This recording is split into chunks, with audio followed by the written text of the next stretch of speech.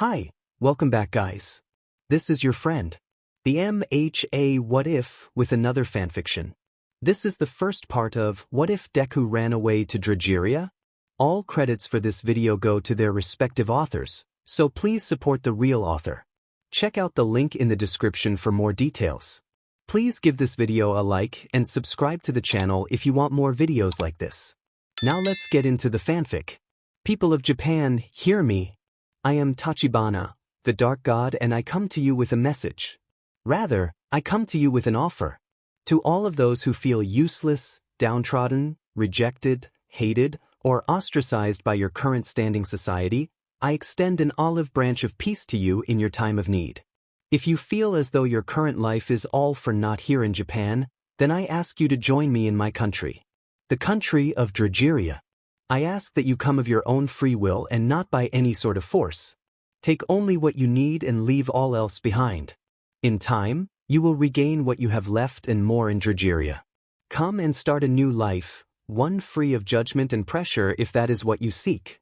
Go to your nearest docking system and go to any boat captain and whisper the word Evelian, and they will take you to Drageria with no charge or payment. I hope to see you there. It was the middle of the night, and Izuku Midoriya heard a strange voice booming to him and echoing through the air. It sounded like the voice would come from outside with such enthusiasm, but it still sounded no different even as he threw open the window. Almost as if someone was speaking through his mind. Izuku wasn't sure he was still awake, but he knew the strange voice was all too real. Several of his neighbors were also awake, their lights turning on in a frenzy at the sound of the voice. Some of which went outside to explore. But as this happened, Izuku recounted what the strange voice said to him. Its offer. Was it real? It couldn't be. There was no way something like that existed. It had to be a trap. No one in their right mind could ever believe in something so unreal, right? Then Izuku remembered. He remembered what had happened not too long ago. It was only just the previous day that it happened. It was the worst day of his life, the one that almost caused him to snap but instead run away. The day had started on its trail of horror on his way to school, with bystanders and people who knew him giving him sideways glances of disgust or pity for being one of the few people in the world classified as quirkless. His class had gone no different than any other day, with students and teachers all whispering about him or snickering about him behind his back, and things hadn't been crazy after that, which was a relief for him. Then things only went downhill from there as his previous best friend Bakugo told him to kill himself if he wanted to be a hero so severely and hoped to get a quirk, destroyed his notebook, and decked him with his quirk in the stomach. Things got no better on his way home when he was attacked by a slime thing that got within speaking distance of killing him. Luckily, he was saved by All Might, who gave him his autograph and bounced away. But Izuku held on to him and wanted to ask an important question. A decision that he would not only regret but hate himself for. When he asked if he could be a hero, despite being quirkless, All Might simply turned away from him and told him no and to lose his unreal dream. When All Might vanished, he left Izuku on that rooftop with the most shell-shocked expression anyone could muster. Then things got even worse once he returned to the streets and saw Bakugo being held hostage by the same slime thing. Feeling responsible, he ran out to try and save him and almost managed to do so. But the angry expression and list of slanders that were thrown at him made him halt, and the slime thing took advantage, nearly suffocating both boys, only for All Might to save them with one blow. When they were free, the first thing Bakugo did was try and attack him for saving him, leaving a black mark on his right eye. When the heroes peeled them apart, he was treated like a criminal instead of being helped by the other heroes present. Being questioned, harassed, and mistreated for no reason. He tried to look to All Might for help and get the man to call them off, but he did nothing. Without even facing the boy, he told him off, albeit in a much kinder way, for trying to get involved in hero work while not having a quirk on top of things. Izuku was devastated at his words and felt himself tear up. Only to hear the hero, roughly holding his wrist, harass him for his involvement with no quirk and very loudly. This only got the crowd's attention and caused them to snicker or make demeaning comments about him, some even laughing at him. Izuku was crushed beyond repair and pulled against the hero, begging him to let him go. To get away from the humiliation, the sadness, to just get away. But the hero wouldn't let go, only putting more and more pressure till he nearly crushed the boy's hand, who was now just screaming in pain. The heroes had gotten annoyed with this and smacked Izuku hard across the face, leaving a red welt and freeing him from their vice grip. Izuku tumbled to the ground and tried to scamper away as the hero approached him, no doubt continuing with his beating, but fortunately, he was held back by other heroes. Izuku scampered to his feet and grabbed the first thing he could from his shredded mess of a backpack before running off with haste, pushing through the crowds of jostling and laughing people as he ran for dear life. He ran and ran and ran and ran until he finally made it to his front door, where he collapsed into a dry heaving mess. He wanted to lay there and cry, but he couldn't, not now. Only one person could console him in his most desperate hour of need, and she was just on the other side of the door. Luckily, he still had his house key, apart from everything else he had lost, and he unlocked the door. He stepped in, took off his shoes while placing his keys in the dish by the door, and weakly let out his arrival. No doubt his mom would ask him what happened to him, all teary-eyed, but now it was the time to tell her the truth. The truth of what had been happening to him outside the house. He knew his mom would cry, but then she would do everything to help him. No doubt they'd have to move and start over because of everything that has happened to him, which Izuku would be grateful for, but it'd be worth it in the end. When he walked into the kitchen, his mom immediately saw his state of being and was shocked, unsurprisingly. He couldn't hold it in any longer and told her about everything. He must have stood there for an hour telling her everything he had been holding back and nearly on the verge of tears every time. When he finally finished, breathless and very relieved, he half expected his mom to throw herself into him, cry, hug, and kiss him, then tell him everything would be fine now. But she didn't. Instead, she just stared at him for several seconds before dropping her head and looking off to the side. This sent a ping of fear through his spine as he anticipated waiting for her to say something. After a long and anxious wait, she finally spoke, and her words broke the final straw. She told him that he would just have to deal with everything he's been through. This is what his life would look like from now on. He would just have to accept it and move on while keeping quiet. But he couldn't. Couldn't take it anymore, he couldn't stay quiet, and most of all, he couldn't live like this anymore. Especially since there was nothing left to live for. Every opportunity he had was now gone. He would be less than nothing. Tears rolled down Izuku's swollen face as he looked at the woman who he thought of as his mother, now an unrecognizable stranger. He took a step away from her, then another. His shoulders jumped, and his breath hitched, and then he turned on his heels and ran out the front door and into the city. Even if his mother tried to call out to him or stop him, he couldn't hear her, and she couldn't keep up. Izuku didn't know what to do, but he could only think of running. And run he did. He ran and ran and ran and ran until he nearly collapsed.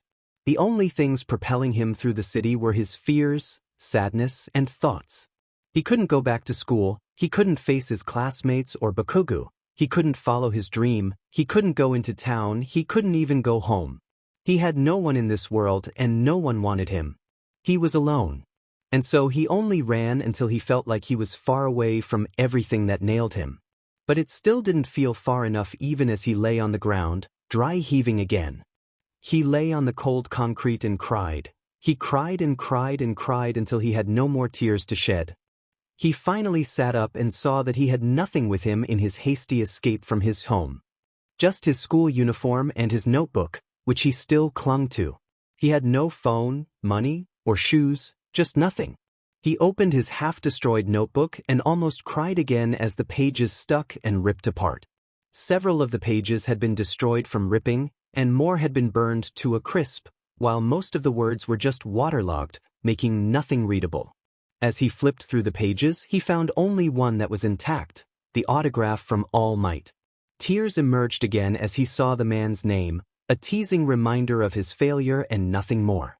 With anger and sadness as his guide, he ripped out the one good piece of paper and then angrily tore it to shreds while screaming until it couldn't be torn anymore. He threw the paper shreds into the wind, where they scattered all over. When Izuku finally looked at his surroundings, he saw that he was in the lower parts of the city, right by an abandoned motel with many homeless people camping not too far away. At least he could sleep here until he thought of something to do. Luckily, the doors were not locked, and he went right into one of the rooms, where he found what could have been the nicest and cleanest bed possible in this rat hole. He flopped down on it, not caring about dirt, germs, or bugs, and drifted off to sleep. Or he did for about an hour until he heard the mysterious voice call out to him through the air, his room, and his head. Izuku looked up into the sky where the voice was, or where he thought it was, and thought about it.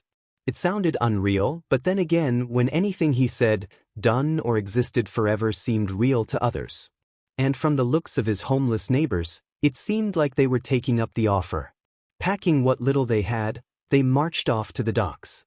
Izuku knew that if this was real, then it was his only chance. And so he took it. With the notebook still in his hands, he climbed out the window and joined the other homeless folk at the docks. They all walked into the inner city, where they somehow met up with an even larger group of people who looked like they were headed toward the docks. He could figure that much out because they all were packing lightly and headed in the same direction. While taking a slight detour down an alleyway, his leg suddenly collides with something. He fell straight onto his face, and after picking himself up, he saw that he had landed on the things that hit him. Much to his surprise, he saw a young girl no older than 8 with long white hair, red eyes, and a small horn growing out from the right side of her forehead. She wore an old-looking white shirt with holes and stains on it, alongside the fact she was covered in scars. Izuku felt his heart bleed out from the girl, who looked desperate and terrified. He reached out a hand, but the girl scurried back from him. Izuku retrieved his hand and said through the welt on his face, "It's okay. I won't hurt you. Are you lost?" The girl's eyes began to water, and before he knew it, she fell into his chest and wept bitterly into him while sobbing, "Please help me. He's coming. He'll find me soon." Izuku was more than confused but asked back, "Who's coming?" The girl sniffed back and managed to squeak out, "The bad man with the bird mask." "Bad man?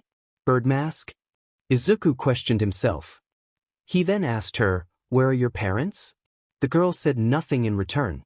"Do you have parents?" This time, she shook her head no. Izuku knew he couldn't leave or take her to the authorities. He had one chance to escape this hell, and it looked like he was taking this girl with him. Izuku sighed and scooped the girl into his arms while again joining the crowds of people. "Don't worry.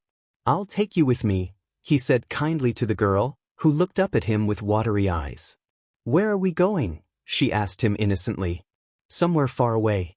Somewhere no one can hurt us. Somewhere the bad man with the bird mask can't find you," he told her reassuringly while trying to smile. The small girl looked up at him in wonder and asked, "Really?" "Really," he told her. Then he remembered something and asked her, "By the way, what's your name?" "Eri," Eri replied in a relaxed tone while snuggling into his shoulder. "I'm Izuku Midoriya. Nice to meet you, Eri," he told her while petting her head. Meanwhile, in the same dark alleyway a few minutes later, 2 figures stood in the darkness looking for something but ended up coming up with nothing. They both noticed the large crowd moving in the same direction and looked on from their hiding spot, trying to spot someone in the crowd. When that was fruitless, the first person, who was dressed like a plague doctor, turned to his associate and prompted him with a question. "Should we join the crowd and follow them, boss?"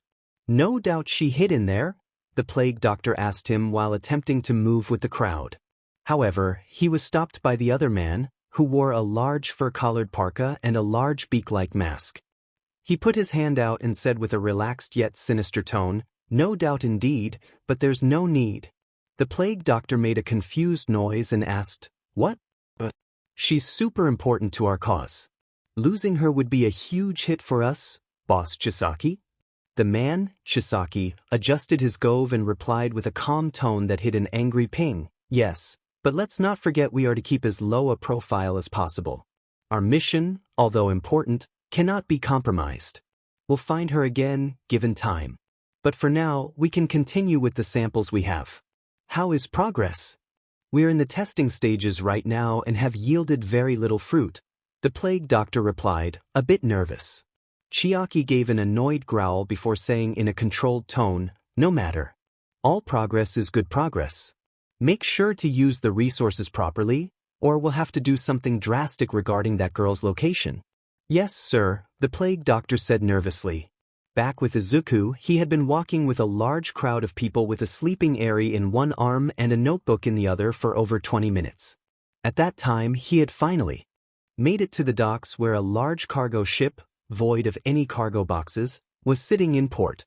Almost like it was waiting for them alongside several smaller vessels, the main body of the crowd was boarding the cargo ship, and Izuku decided that would be the best place to go. As he walked up the ramp in a single file line with the rest of the people, he saw that every person who came onto the ship was greeted by the captain and the crew, who looked strange. Not different, strange, just weird, strange. Their eyes seemed glossed over and body limp, almost as if they were hypnotized. Every time a person passed by, they would say that magic word they were instructed to say when finding a vessel to cross the ocean. When it finally came to Izuku, the captain looked at him as if expecting something, remembered the word he needed, and cleared his throat. He whispered to the captain, "Evelian." The captain tipped his hat, and Izuku came on board. After almost a full hour of people boarding the ship, it was quite literally packed to the gills, with most people having to stand just for how little room there was. Izuku managed to sit amongst the crowds, and after another hour of waiting, the ship blew its foghorns and finally departed from the shore. Unfortunately, the noise woke poor Eri into a fearful frenzy. Izuku managed to soothe her and get her to calm down enough until she fell asleep again, much to Izuku's envy. He wished he could be sleeping right now. And according to the many tired faces of the other passengers, they all wished the same thing as well. But Izuku stood strong and held Eri far into the night and up until it was morning. When morning's first light came up, so did Eri. They looked around, somewhat confused and scared. When she looked at Izuku with fright, he knew she must only remember very little from the night before. So he reassured her everything was fine and told her about the night before. Eri relaxed and then said to him in a whine, "I'm thirsty, Izuku." Izuku sighed and replied while looking up at the sky, "So am I, Eri."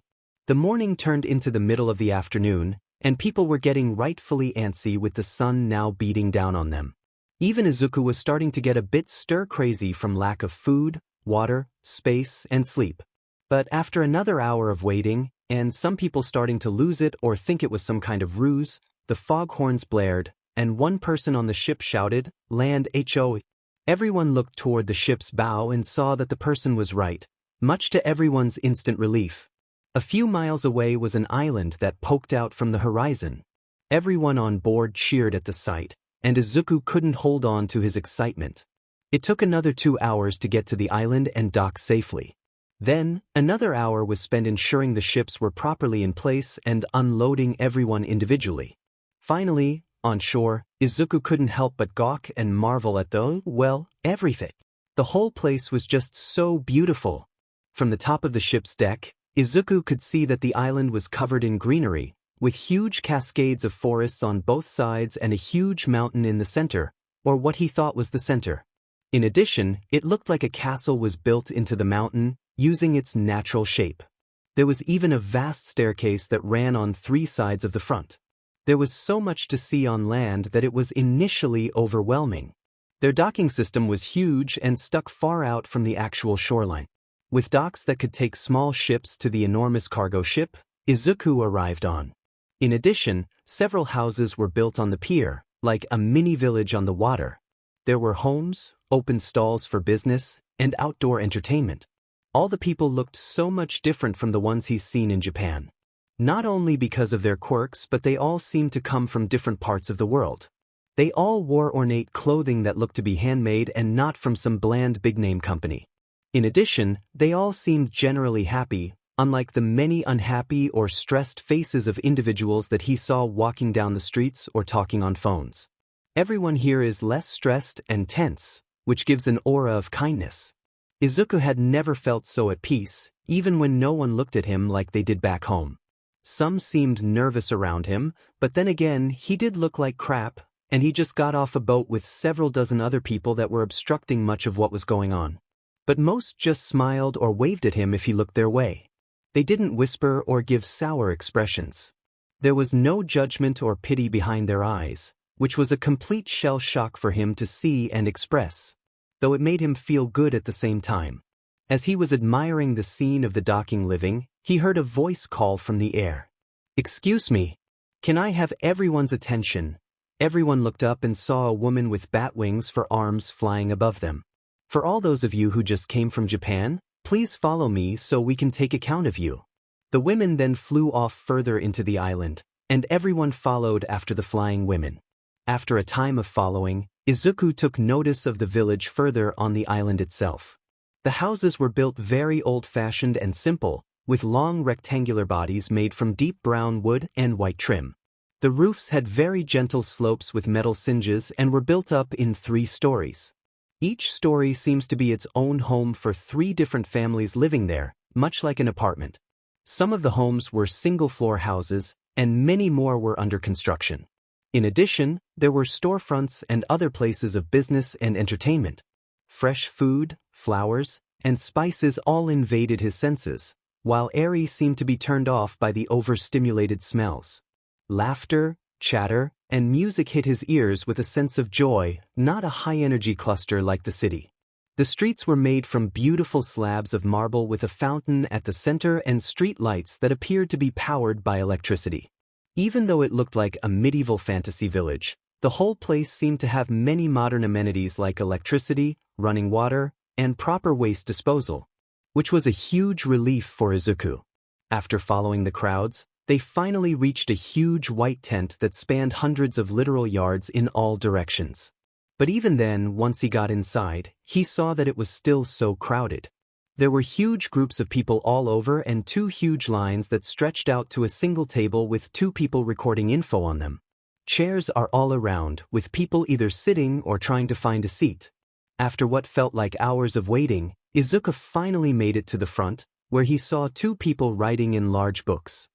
He walked up to the Batwoman on the right, who was the same one from before, and asked, "Name?" "Izuku Midoriya." Izuku replied without stuttering. "Age?" 15. "Status?" Izuku asked, confused. She clarified, "What were you doing before you came here?" "Working, married, homeless, etc." Student," Izuku responded as she wrote it down while turning a page. "And who's this?" she asked while motioning to Eri. "This is Eric, she's 8 and not in school," Izuku told her. The woman wrote it all down before asking, "Oh, before I forget, what's your quirk?" This made Izuku shudder violently. He hadn't been here for more than 5 minutes and was already going to be ostracized. Again, the woman saw his reaction and told him, "If it's personal, I understand, but we need to take it into account in case there's a job you want that'll be best suited to your advantage, even if it's something ridiculous." Izuku knew that made sense. They needed to understand the basics of what they could and couldn't do. The ones most suited for a specific job would excel in it. And the fact that this country looked like it was still in development meant that they needed to take full advantage of what they had. Izuku swallowed a painful gulp and whimpered out, "Quirkless." He then closed his eyes, anticipating the imminent berating to come next. There was hard silence for a few seconds before the woman suddenly exclaimed, "Wow, really?" He popped open his eyes and looked at her smiling face with confusion. "That's super cool. I should introduce you to my friend and his kids. They are also quirks." Izuku continues to look at the woman in shock as she continues. "I didn't think we would get any more. I half expected all quirkless people to either be dead or old. You must have an interesting perspective of the world without a quirk. I kind of wish I had that pleasure and not have to look like a gross bat," she said while moving to her many bat-like features. Izuku was flabbergasted and couldn't bring himself to speak. All he felt was a rush of different emotions: shock, confusion, happiness, and anger. The anger was mostly for saying she wanted his perspective, but he couldn't completely fault her since she didn't know him or what he had been through. She then asked Eri, "And what's your quirk?" Eri hesitated for a minute and finally piped up and replied, "Ririwant." "And what does it do?" Eri just stayed silent. "Maybe we'll find out another time," she said awkwardly. She wrote something down and then asked, "Now then, do you two have any parents with you?" Izuku fidgeted anxiously in his socks as he replied, "No. We're here by ourselves." "Oh, poor things. Another set of orphans." Go ahead and move to the small group of other children you see on the left, she told them while pointing toward a group of children of varying ages. After thanking the woman, Izuku walked over to the group and sat with Eri in his lap. He looked around at all the people there with him, and they all appeared to be as emotionally and physically drained as he felt. They all looked miserable but also relieved. When one of them tried to make eye contact, he immediately darted his eyes away. He was not at all feeling social. When he could finally feel his legs again, he heard a new voice call out, "Attention, everyone! We have drinks and snacks for you after your travels. Please come up and take what you need. There's plenty for everyone." Eri looked up at Izuku and said, "I'm thirsty, Izuku." Izuku chuckles and says, "So am I. Come on, let's get something." Izuku pulled Eri back into his arms and walked over to the overcrowded, long table where people were getting provisions. After waiting a long time, Izuku finally got 4 bottles of colored water and 2 paper lunch bags. He returned to his seat, sat down with Eren on his lap, opened the first bottle, and handed it to Eri, who eagerly drank it. Izuku opened another bottle for himself and drank it down with equal gusto. He licked his lips at the sweet and cold taste. It was just normal water but sweetened with fruit and honey. Eri also voiced her pleasure for the drink and asked for another. Izuku opened the 3rd bottle and handed it to her. After Eri had drunk, he opened one of the paper bags and examined its contents. Inside the bag was a fruit, some bagged berries, a trail mix protein bar, and a small sandwich composed of cheese, lettuce, tomato, and some kind of meat. At this point, Eri had downed her drink happily and was now browsing the bag. Izuku took out the berries and gave them to Eri, who picked at them one by one. Izuku took the other fruit, which was a pear, and ate it.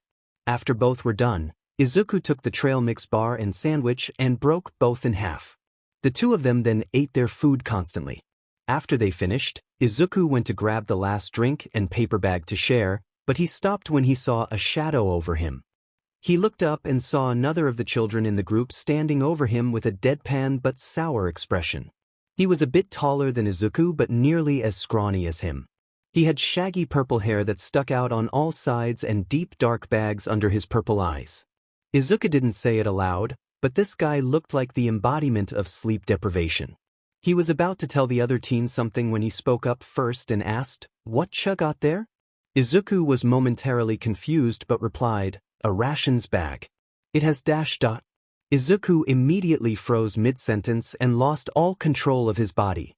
He was still very aware, but his connection to his body was on autopilot. He was somewhat freaked out and wondered what happened. His eyes were the only thing he could move. He looked at the teen and concluded that he must have some kind of quirk that was doing this. But the real question was, why was he doing this? What did he have to gain from Izuku? The teen gave a sideways smile and answered his question as he told him, "Given your foodstuff." Without his body, it started to move on its own. He leaned down and picked up the bottle and bag, then prepared to hand it over to him, much to his dismay. Even Eri could see something was wrong with Izuku and his blank expression. Initially scared, she tried to get Izuku's attention by calling his name. But the more he didn't respond, the louder and more bold she got until she lightly slapped his face. With this new sensation, Izuku was suddenly snapped back to self-control. He shook himself and dropped the bag and drink before the guy could snag it. Just as he was about to ask what happened, another person stood between him and the purple guy who was trying to pull a fast one for the food on the ground. The guy standing between him, in his defense, was another teen around his age with sharp teeth, red eyes, and hair that looked like it was being dyed from black to red. He nearly growled at the purple boy and exclaimed, "What the heck, man? Using your quirk to steal food from some guy and his little sister. Super unmanly. Don't you have any shame?" The purple kid clicked his tongue and said, "Buzz off. This doesn't concern you." The sharp-toothed boy was about to respond, but Izuku stopped him and said, "No. Don't respond, or he'll control you." The sharp-toothed boy looked back at him, and after a confused moment, he nodded silently while glaring down at the purple boy. The two of them were on a near Western-style standoff until another voice induced and added her 2 cents. I can't help but find it rather abhorrent to see someone as old and seemingly mature as you go so far as to misuse their quirk for personal gain. Especially in the form of theft from two innocents when the said object of your desire is quite literally being given out for free, said the new female who walked into the standoff, making it a triangle. She was tall, very tall, taller than either of the boys. Her hair was long and black, and she was brought up into a ponytail with onyx-colored eyes. She was also very developed in some particular areas. Although she appeared, presented, and acted maturely, Izuku could tell she was no older than the rest of them. Oh great, another? Get lost, girlie, the purple boy scoffed in a bored tone, only to get a humph in return. Hey, what's your problem anyway? You heard the girl and the person from before. Those food bags are for free. So why even bother stealing? The sharp-toothed guy asked incredulously. The purple guy aggravatedly clicked his tongue and said while looking away, You wouldn't understand. He then balled his fists and yelled at them, None of you would. At this point, a small crowd had gathered at all the commotion. Even some Dragerian guards began to inch closer. The purple teen saw them and yelled at the crowd, What are you all looking at? The crowd jumped back, and the guards pressed forward to stop any conflict. The purple teen whipped his head back to Izuku, the sharp-toothed guy, and the girl and half yelled, You don't know what it's like to be me. You could never imagine. And why should he get to take more than one? The sharp-toothed guy narrows his eyes at him like it is obvious and says back rhetorically, He has a little sister, dude. She needs to eat too. And the lady before said they're more than enough. They just keep bringing out more. You didn't think that they would simply refuse service to you specifically? Did you?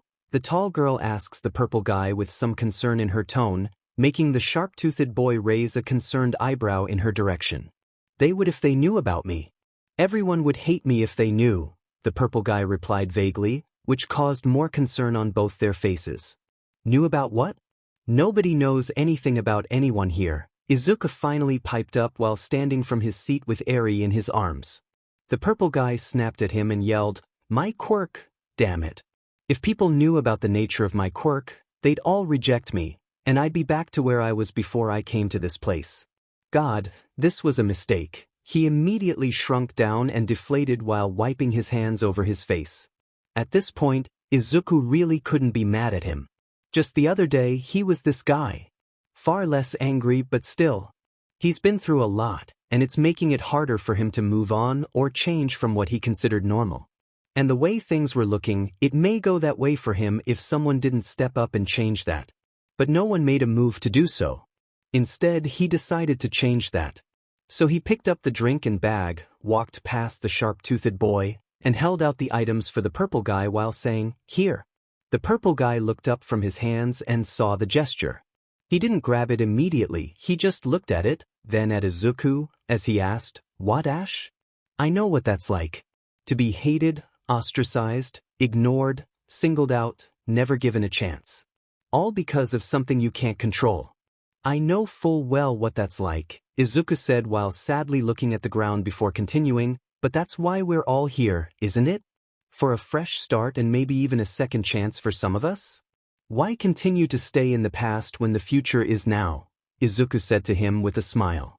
So manly, the sharp-toothed boy said while he clenched his fists and cried. You'd still give this to me? Even after I dash? We all get angry and we all make mistakes. The trick is just not to repeat them. We all deserve a second chance no matter what, Izuku told him reassuringly. And besides, I can just wait some more. I just have to stand in line for an hour holding an 8-year-old child in my arms, he followed up with a sarcastic joke. Even the purple-haired guy couldn't help but smirk at the joke while taking the food. Thank you, he finally said in a small voice. Seeing the scene de-escalate so quickly, the guards backed off and returned to their posts. I'm Izuku Midoriya, Izuku introduced himself while holding out his hand. After a brief hesitation, the purple boy finally introduced himself. Hitoshi Shinso. Sorry about that, I'm not used to kindness, he apologized. Join the club, Izuku sassed back. And this is Eri, he introduced Eri. Shinso could only muster a creepy smile and a small wave in return. only to have Eri hide her face in his shoulder, much to Shinso's dismay. Well, you can't blame her.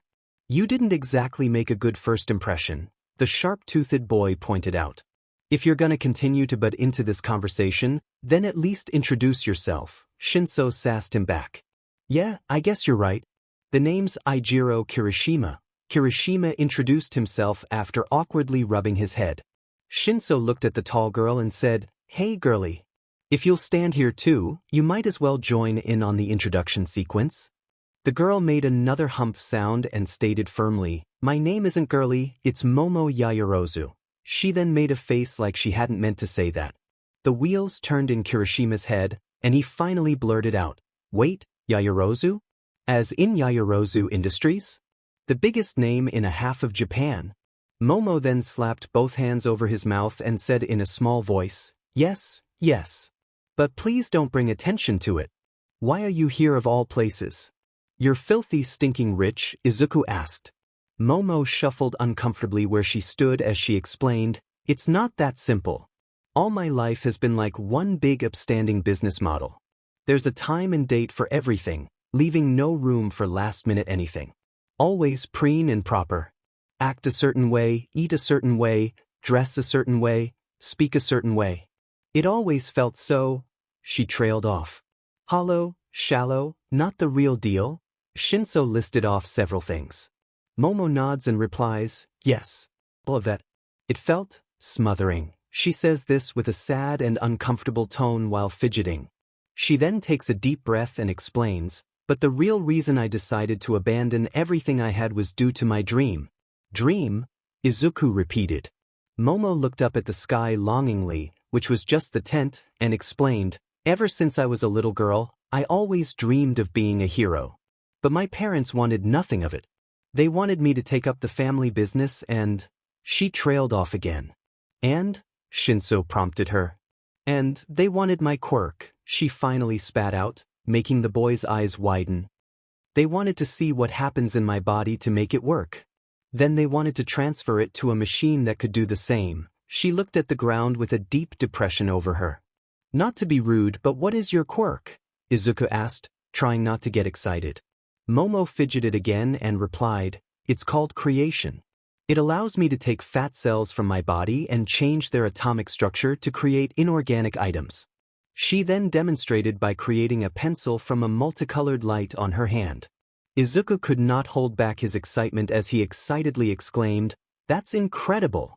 You would have made an awesome hero. He then stopped his excitement as he realized and followed up, asking, But why'd you stop? Momo sighed sadly and explained, Because when I took an interest, I'd always be turned down or yelled at. Even when I tried independently, they'd do everything to sabotage my chance.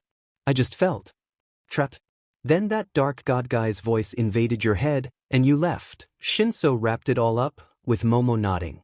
Kirishima sighs while rubbing the back of his hair and says, Boy, I sure do know a thing or two about being told things I can't do. So what is your sob story not so red? Shinso asks with a snarky tone. Kirishima laughed dryly as he said, Funny thing, it does stem from this. He motioned to his half-dyed hair. He then twisted his fingers nervously and explained further, I was made fun of a lot for my hair, looks, and personality. My quirk played a big part in it. Everyone always told me, including my parents, that I'd never been a hero with the quirk I had. I'd just be one of the eternal sidekicks if I were lucky. Not even recognizable because of it. I tried to change, but my parents stopped me midway through dyeing my hair, sent me to school, and everyone saw what I tried to do and laughed, even the teachers. He said the last sentence with a deep sadness. My quirk is not so flashy. It was also hard for me to control, which is where I got these scars. He finished while pointing to his scars. What's your quirk? Shinso blurted out. Kirishima then held out his arm, which turned into a rocky surface, and explained, hardening. It just lets me turn my body into a stone-like surface. What a quirk? Purple, since you haven't gone. Shinso rolled his eyes at the failed attempt to tease him and replied, It's Shinso and brainwashing.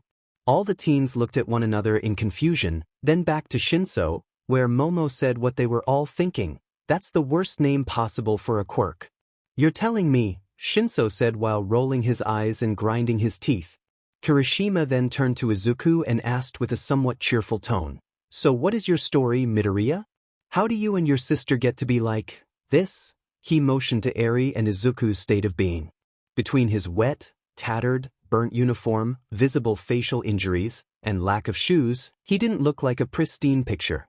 Then there was Eri, whose hair was long and unkempt, her eyes dark and red, her only seeming form of clothing a long white shirt, and the multiple scars all over her body that even Izuku overlooked at first. Izuku moved uncomfortably in the spot he stood and eventually replied, I'd rather not say. There was silence for a few seconds until Kirishima said, Hey bro, that's cool. You don't have to feel like you should tell us. Momo nods in agreement and says, We are practically strangers to one another. I'm not even sure why we all just shared our backstories so easily. Shinso clicks his tongue non-aggravatedly and says while rubbing his head, I guess it's just nice to have someone who listens and doesn't berate or judge you. All three of the teens nodded at his statement, and from there on, the four of them felt the spark of a friendship blooming. However, things did not say so peacefully as Eri audibly gasped loud and sharp. All eyes were on her as she violently trembled in Izuku's arms, holding on to him for dear life. Eri? What's wrong? Izuku immediately notices that Eri's eyes are glued to one place. It's him, she squeaks out in a trembling tone. Who? Momo asks, petting the girl's head to calm her. The bad man with the bird mask, he's here. She nearly yells while hiding her face in Izuku's shoulders. Izuku quickly whipped his eyes around, trying to look for the bird mask man. He immediately saw a tall man standing in the census line. He seemed rather unremarkable apart from his prominent bird beak for a mouth. Izuku was momentarily confused and began to ask Eri while still looking around, "W'er? You don't mean that dash?" Before he got to finish, he cut in and begged him on the verge of tears, "Don't let him take me, Izuku. Don't let him. I don't want to go back. I don't dash." Then she froze mid-sentence and panicked.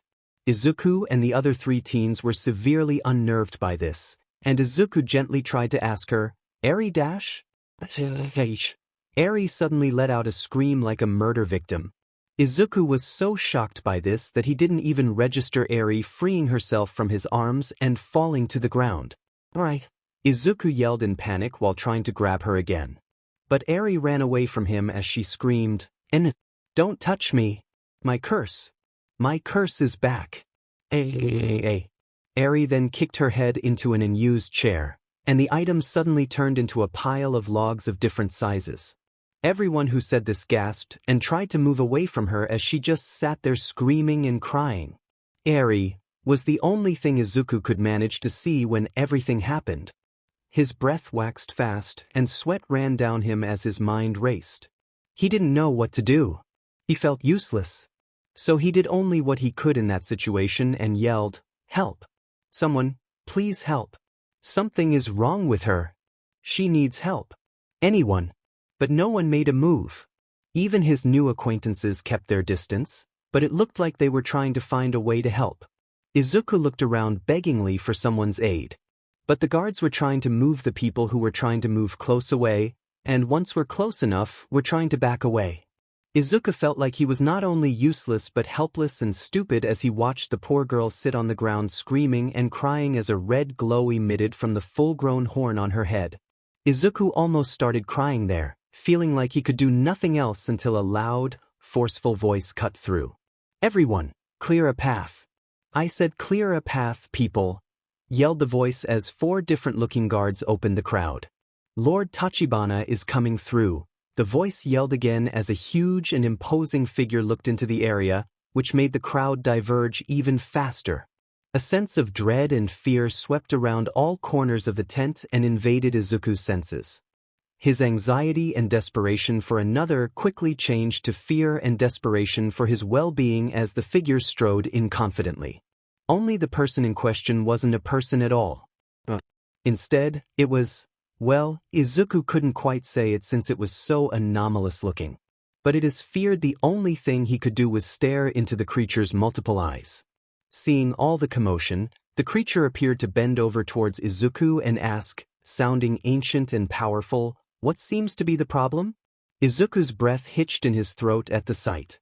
The creature that stood, or instead floated, before him was not as horrific as he thought at second glance. Sure, it was big and gave a sense of dread that permeated the area. But it was mostly just a pile of wings with many eyes. There seemed to be 6 in total. 2 covered its upper torso and face, folded twice around like they had many segments or no bones. The next 2 covered the lower torso and legs, again wrapped twice around. Then, the last 2 stay unfurled behind its back, where they were used to keep its body aloft on the ground. Its eyes were many and dotted all the wings inside and outside. They were all the size of regular human eyes, but each one was colored every conceivable color imaginable. The eyes weren't looking in one particular direction and seemed to be looking all around. At the crowd of people, at Izuku and Eri. If anything, the creature looked more weird than terrifying. What seems to be the problem? The creature asked again, its ancient voice shaking the ground whatever vowel it pronounced, and all of its eyes seemingly trailed onto Izuku for an answer. Izuku managed to catch his voice again and stammered out, "Uri. Aishi, please help," he begged. Suddenly, the creature's wings twitched and unraveled from around itself. After unwrapping its wings twice, the form underneath reignited the fear Izuku had felt so strongly before. Izuku had always heard of biblically accurate angels but never thought he'd see what that meant. The creature was huge, for one. It had a human-like silhouette, with skin black as night and dotted with white sparks that looked like stars. It had no mouth, ears, or nose but 2 large white orbs for eyes. It had 2 large horns that sprouted from both sides of its temples and followed the path of its head, where they sloped outwards like the front of a crown. It also had several smaller horns, giving off the empirical crown vibe. It had eyes all over its body, just like the wings, except they weren't randomly placed.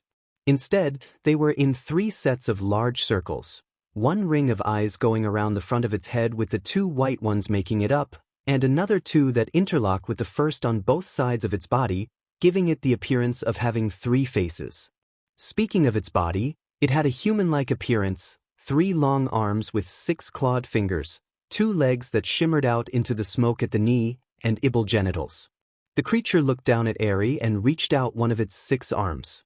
Just when it was about to touch her, Eri must have noticed, even though her eyes were shut, and backed away while screaming, and a look of concern, compassion, and pity rose in the being's eyes as it looked down on the frightened girl. His words and voice carefully coursed the young girl into some trust, telling her sweetly about such an ancient-sounding being, "Be not afraid, little one. You have nothing to fear for yourself or others. There is no possible way for you to harm me. Will you not trust me to help you?" Eri stood still, lying on the ground, trying to cover her horn and exposed skin, but eventually, she stopped struggling and inching away and allowed the huge being to get close to her. The being carefully picked her up with 2 of his arms and then immersed her in the other 4. It seems to be hugging Eri, prevalent by how its eyes closed and its head leaned on the top of hers, but soon that was discovered not to be the case. A strange white light emerged from the being's body, a light that almost seemed to be eating at the red light being emitted from Eri. Eventually, both lights mixed in such a way that it caused a blinding effect. Everyone looked away until the light show died down. When it did, Eri was still being carefully held in the being's 6 arms. Only the red energy around her was gone, and her horn was no bigger than a bump on her head. The purple was amazed and ecstatic at this. Many of them were whispering quite loudly about this show of power from the being. "They're now all better," said the being as it opened all its eyes. "You have nothing to be afraid of, little one," it told her as it stroked her hair with one of its arms, but Eri still refused to open her eyes. "Now then," the being said in a much more serious tone, making everyone go silent. "What happened to cause such a conundrum to summon me?" Deciding to take the proverbial fall, Izuku spoke up through his fear and elation as he replied, Eri got scared by a man she thought was someone else. And her quirk activated on its own. I don't think she can control it." The creature looked down at Izuku, making him shiver under its gaze as it asked, "And what exactly spooked her so much?" Izuku swallowed hard and answered, There was a man in the crowd who she thought was the bad man with the bird mask. Was it? No. Just some guy with a beak for a mouth. The being then placed a different hand on the softly sobbing child's head, and its eyes and Aries began to glow a bright white. After a second, the light died down after a second, and a look of compassion strung across the featureless face of the creature as it said to Aerie, "My dear child, you have nothing to fear. The man you saw is not the one you think. He and the rest of his associates are not in this country. That much I can promise. Not everyone that looks like a bird is not related to that man, and you shouldn't be so quick to judge. They have no control over the way they look." Aerie sniffled back a few times before weakly saying, "I'm sorry." A small yet light chuckle came from the being as it said, "It's quite all right, my dear. We all make mistakes, and there's no shame in that. Fear is terrible if it's all we know, but you can't let it control you. You must be able to use it to help you thrive and not merely survive. Do you understand?" "I guess," Aerie replied. She then opened her eyes, looked up from the being's shoulder, and saw his inhuman appearance. She was scared stiff for the entire time she looked at him, but the being caressed her hair and said, "Be not afraid, little one, for I am a friend to all." After several more seconds of intense staring, Aerie finally asked, "Are you friends with Izuku?" The being gave a jovial laugh and replied, "I did say friend to all, did I not? So yes, I am a friend of Izuku." The being then looked back at Izuku and asked, "Is that not your name?" Izuku just wordlessly nodded. Seeing his and Aerie's continued reaction, it sighs and says, "Perhaps this form is too much for you to handle, or will never understand some key things." With that, the being began to transform before their eyes. First, it got smaller, much smaller. Then its extra limbs started to recede into its body, and from there, its legs became corporal, and its many horns vanished until there were only the main two. The many eyes on its wings and body closed and vanished as its skin went from midnight black to a more natural fair skin color. More human-like features appeared on its face, such as shape, nose, ears, mouth, hair, etc. Clothing appeared on its quickly developing body. A long black imperial suit with a long fan-like tailcoat, black boots, and pants appeared with accents of gold and a red sash that wrapped around its neck and splayed across its hips. The only thing that stayed from its previous form was the many white star-like spots on its exposed skin, giving it the appearance of many freckles. In the end, what stood before them was not an eldritch being of untold power but instead a man in his mid-20s with short black hair, a pale complexion, 6 wings, 2 horns, and eyes that seemed to hold every color of the rainbow with an innumerable amount of freckles covered every part of his exposed skin. The only part of him that remained inhuman was his hands. They were not only large but pitch black and still had claws while still having 5 fingers. Even Izuku had to admit that this man before him was extremely beautiful. "Is that better?" the man asked with the softest and warmest smile, looking at the girl with his multiple colored eyes. After a moment of staring, Aerie held the man's face in her small hands and stated, "You're not so scary." The man gave a jovial chuckle and replied, "No, I guess I'm not." Izuku couldn't even begin to tell what to say, especially after what had just happened, so he asked one of the most straightforward questions on the planet, "Who are you?" Suddenly, a man with blue hair and an imperial outfit, like something of a fantasy politician, emerged from behind the winged man and immediately began to tell Izuku off angrily. "Who is he? How dare you ask such a demeaning question before him, you ignorant fool? This is the great and powerful dark god of this land, Lord Tadashita." Before continuing his rant, the winged man grabbed the blue-haired man's lips between his fingers. The winged man sighed exasperated and said to the shorter but haired man, "He is new here, Deskin. Of course, he doesn't know who I am. Not everyone who comes here knows me and my 100 or so titles that you don't need to list off. And there is no need for you to explode on him or anyone else who asks such a question." The blue-haired man was defeated in defeat, and the winged man snaked his lips like a cartoon. He looked back to Izuku after rolling his eyes and said to him, "Sorry about Deskin, he tends to get quite defensive about my self-proclaimed honor. My name is Tachibana, this country's head of power and king." "A pleasure to meet you, young one," Tachibana introduced himself. Realizing the utter importance of the man, Izuku went into a bow and greeted him back. "Oh wait. Nice meeting you too, sir, your lordship. Now, on to business." "Izuku," Tachibana said to him with a more serious tone, making Izuku stand up with cheeks clenched in stress. "What exactly is your sister's quirk?" Izuku shuffled uncombable in his spot as he admitted, "Well, she's not my sister." Tachibana blinked a few times, making it seem like this bit of info was unimportant, and said back a bit more forcefully, "We'll address that later." "What is her quirk?" Izuku gulped and collected these scattered thoughts while replying. "She said it was called Rewind. But I'm not sure what it does. Do you have any ideas or clues?" Tachibana promoted him further. Izuku pointed to a log pile and explained, "When she hit that wooden chair, it just turned into logs." "Logs?" Tachibana repeats the word. "Right. Examine it, please," he says aloud as a tall older woman with silver hair steps from behind him. She, too, is wearing an imperial fantasy outfit that makes her look like a fantasy secretary, heels, a pencil skirt, and a cape with a brooch on her breast. Only she has a fair bit of her bountiful cleavage on display. Izuku did his best not to stare as the women bent down and examined the logs while wearing glasses. After a few minutes of examination, Arate looked at Tachibana and reported her findings. It seems that the chair wasn't just turned back into logs, but the nails remained unchanged. There are still signs of deformation due to improper building and rust due to water. I believe her quirk affects only living material, turning back to its original state or reducing back to an older form, she explained while holding up a bent and rusting nail compared to a log that looked freshly cut. "That would explain why you were so intent on not letting anyone touch you," Tachibana said to Eri, who tried to hide her face on his shoulder. "But you didn't get hurt by my curse," Eri stated in a small voice. "Curse?" Tachibana questioned her. "I believe that's what she's been told her quirk is," Arate explained from the side.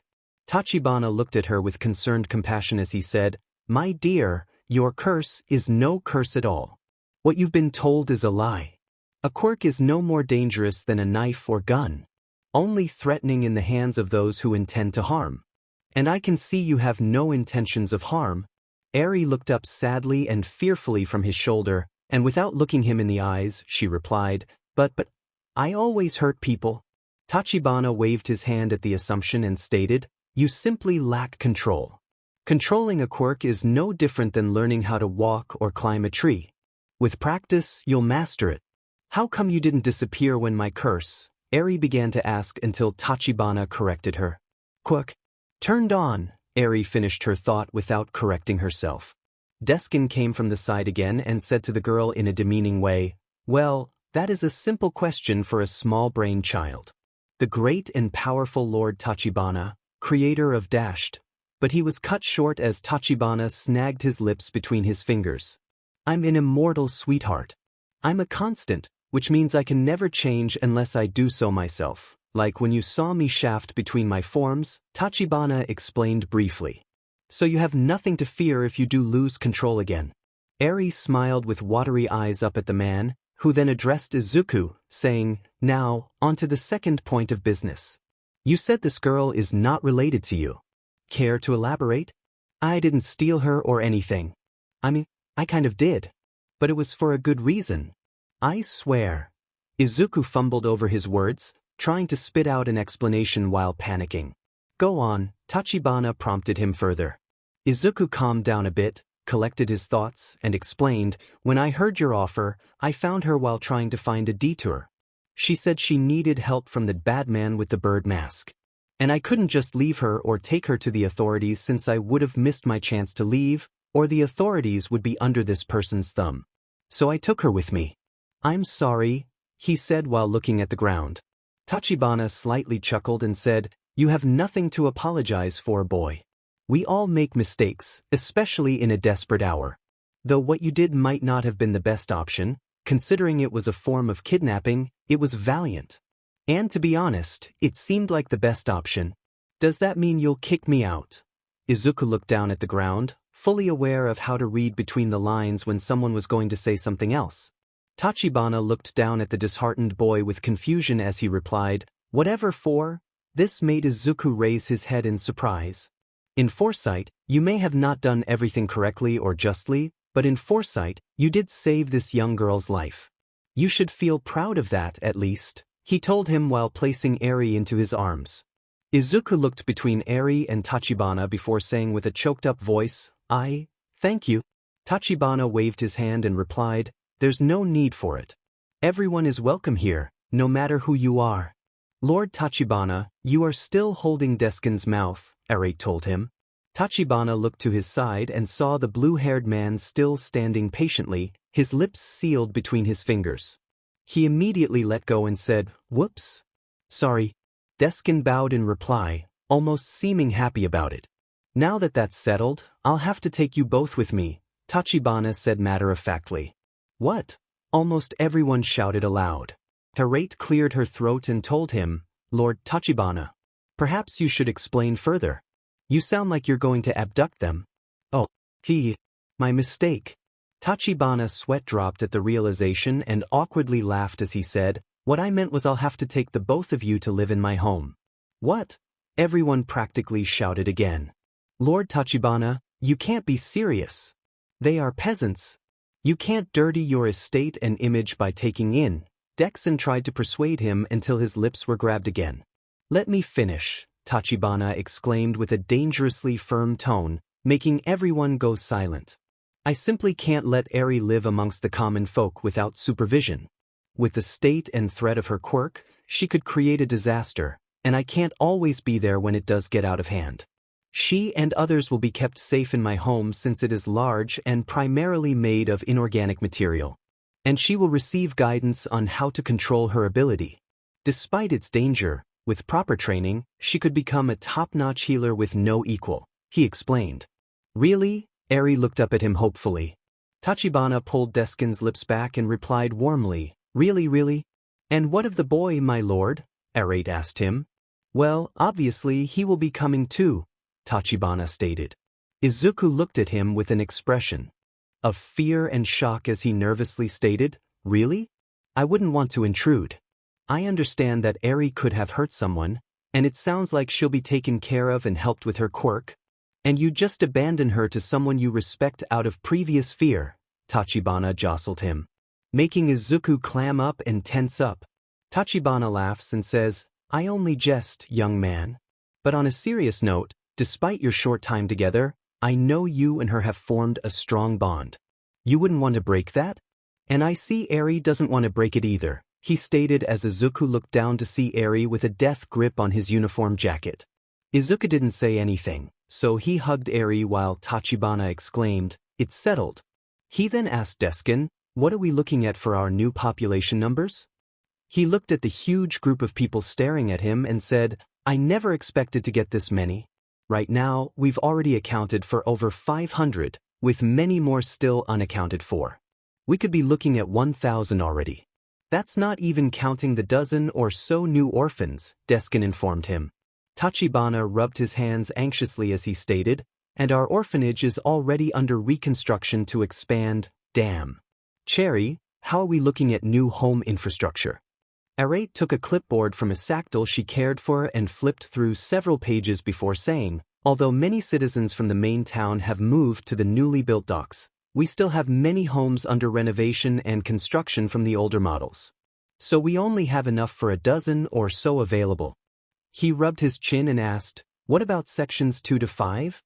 What is the status of their completion? Arate flipped through her clipboard again and replied, Even though the workers are trying tirelessly to complete the new section to expand the town, they are still not suited for human civilization due to the unhealthy and dangerous work areas. We're still looking at a week or more. Tachibana tightened his hands into fists at this revelation and stated, Damn. But we'll have to put these people somewhere. What about that field we just opened on the west side of town? Arate told him, It's been marked off for more cropland, but nothing has been done yet. Tachibana nodded his head and told her, Stop any products for the construction of that plot. Set up tents and provide provisions for the newcomers. Tachibana then looked at the crowd of people still staring at him. He opened his 6 wings and exclaimed in a loud voice, People of Japan. My name is Tachibana, the dark god of Drageria. It pains me to say this, but we weren't expecting such a great influx of new people, and we don't have enough housing for all of you. However, construction is underway, and workers are exceeding production to see this through. I know you all have traveled far from where you were, left much behind, and are tired. But I only ask for your patience. Soon, you will be properly housed. For now, we will have temporary living arrangements and the opportunity for you to take jobs. Again, I'm sorry for the inconvenience, he told them, bowing deeply. You do not need to apologize, Lord Tachibana, a voice from the crowd called out. All heads looked around for the person, but the crowd was too thick to see the voice's origin. The voice then spoke again, saying loudly, You have already given us more than our previous society was willing to. I used to live in the back alleys for years after losing my job, but now, knowing I'll have a roof over my head and steady employment means more than I can put into words. Waiting for just that much longer after such a long time of hardship means nothing. If anything, we should thank you, said the voice as an audible sound of them bowing deeply on the ground. Before he knew it, nearly everyone in the crowd and back of the tent bowed profoundly before the dark god and thanked him. Some even weep before him in their thanks. The mumbling thanks and soft sobs of people soon swallowed up the whole tent. Tachibana couldn't help but smile at this and, with a serious tone, stated, If you do wish to thank me and live here, then there's one thing you must do. All the people looked up from the ground and stared at the god, waiting for his demands. Cast aside your previous citizenship, bow to me, and swear your loyalty to Drageria. Within minutes, all the people were bowing again and swearing their loyalty in a mass, muttering mumble that echoed through the tent like a wave. Tachibana smiled proudly and stepped forward, raising his hand into the air. Then, by taking this vow of loyalty through the power vested in me, I now make you all citizens of Drageria. With that, a strange light emitted from his hands and spread out into multiple beams that cascaded around the whole inside and outside of the tent. Each one of the beams touched a person, and their bodies glowed for a short time before dying down, and the beams disappeared. The light beams vanished as quickly as they came and returned to Tachibana. All the people arose with a new sensation in their bodies. Even Izuku could feel it after getting up from his kneeling bow. It was almost like he had a sense of belonging. This place, although wholly alien and strange, now felt like home. It was nice. Now that that's over with, let's get you two to my home and get you settled in, Tachibana stated happily while addressing Izuku and Eri. He started walking off with Arate and Deskin at his sides, with several guards tailing them. Noticing that he wasn't following, Tachibana turned around and prompted them with a friendly, well, come on. Izuku hesitantly stepped forward before looking back at his new acquaintances and saying, Goodbye, you guys. I hope we'll see each other again soon. Yeah, Shinso said excitedly while rubbing his head and looking away. Me too, Kirishima exclaimed boldly. Take care, Midoriya-kun. Momo gave him a slight and polite bow. Izuku was then escorted out of the tent while following Tachibana by his tail. Izuku idly wondered if he did have a tail. Seeming to know what he was thinning, Tachibana looked back at him and put a clawed finger on his lips. Once they were in the central part of town, Izuku was forcefully pushed by the guard into Tachibana's wings. When he looked back, he was shocked that the guard was trying to hold back a huge horde of townsfolk who were trying to get close to Tachibana, all shouting his name and praising him. Isaac practically stayed glued to the god's back, anxiously clutching his free hand to one of his wings. Tachibana smiled and waved back at the screaming crowd trying to escape. Eventually, they were escorted to a horse-drawn carriage that horses weren't pulling. They did look like horses, sort of, but they seemed to be crossed with some kind of scaly reptile with a large set of bat-like wings. Izuku was helped up by one of the guards, and the door was closed behind him. Inside were 2 rows of red and incredibly soft-looking seats placed on both halves of the coach. Tachibana was sitting on the front half with Arate and Deskin sitting on both sides of him.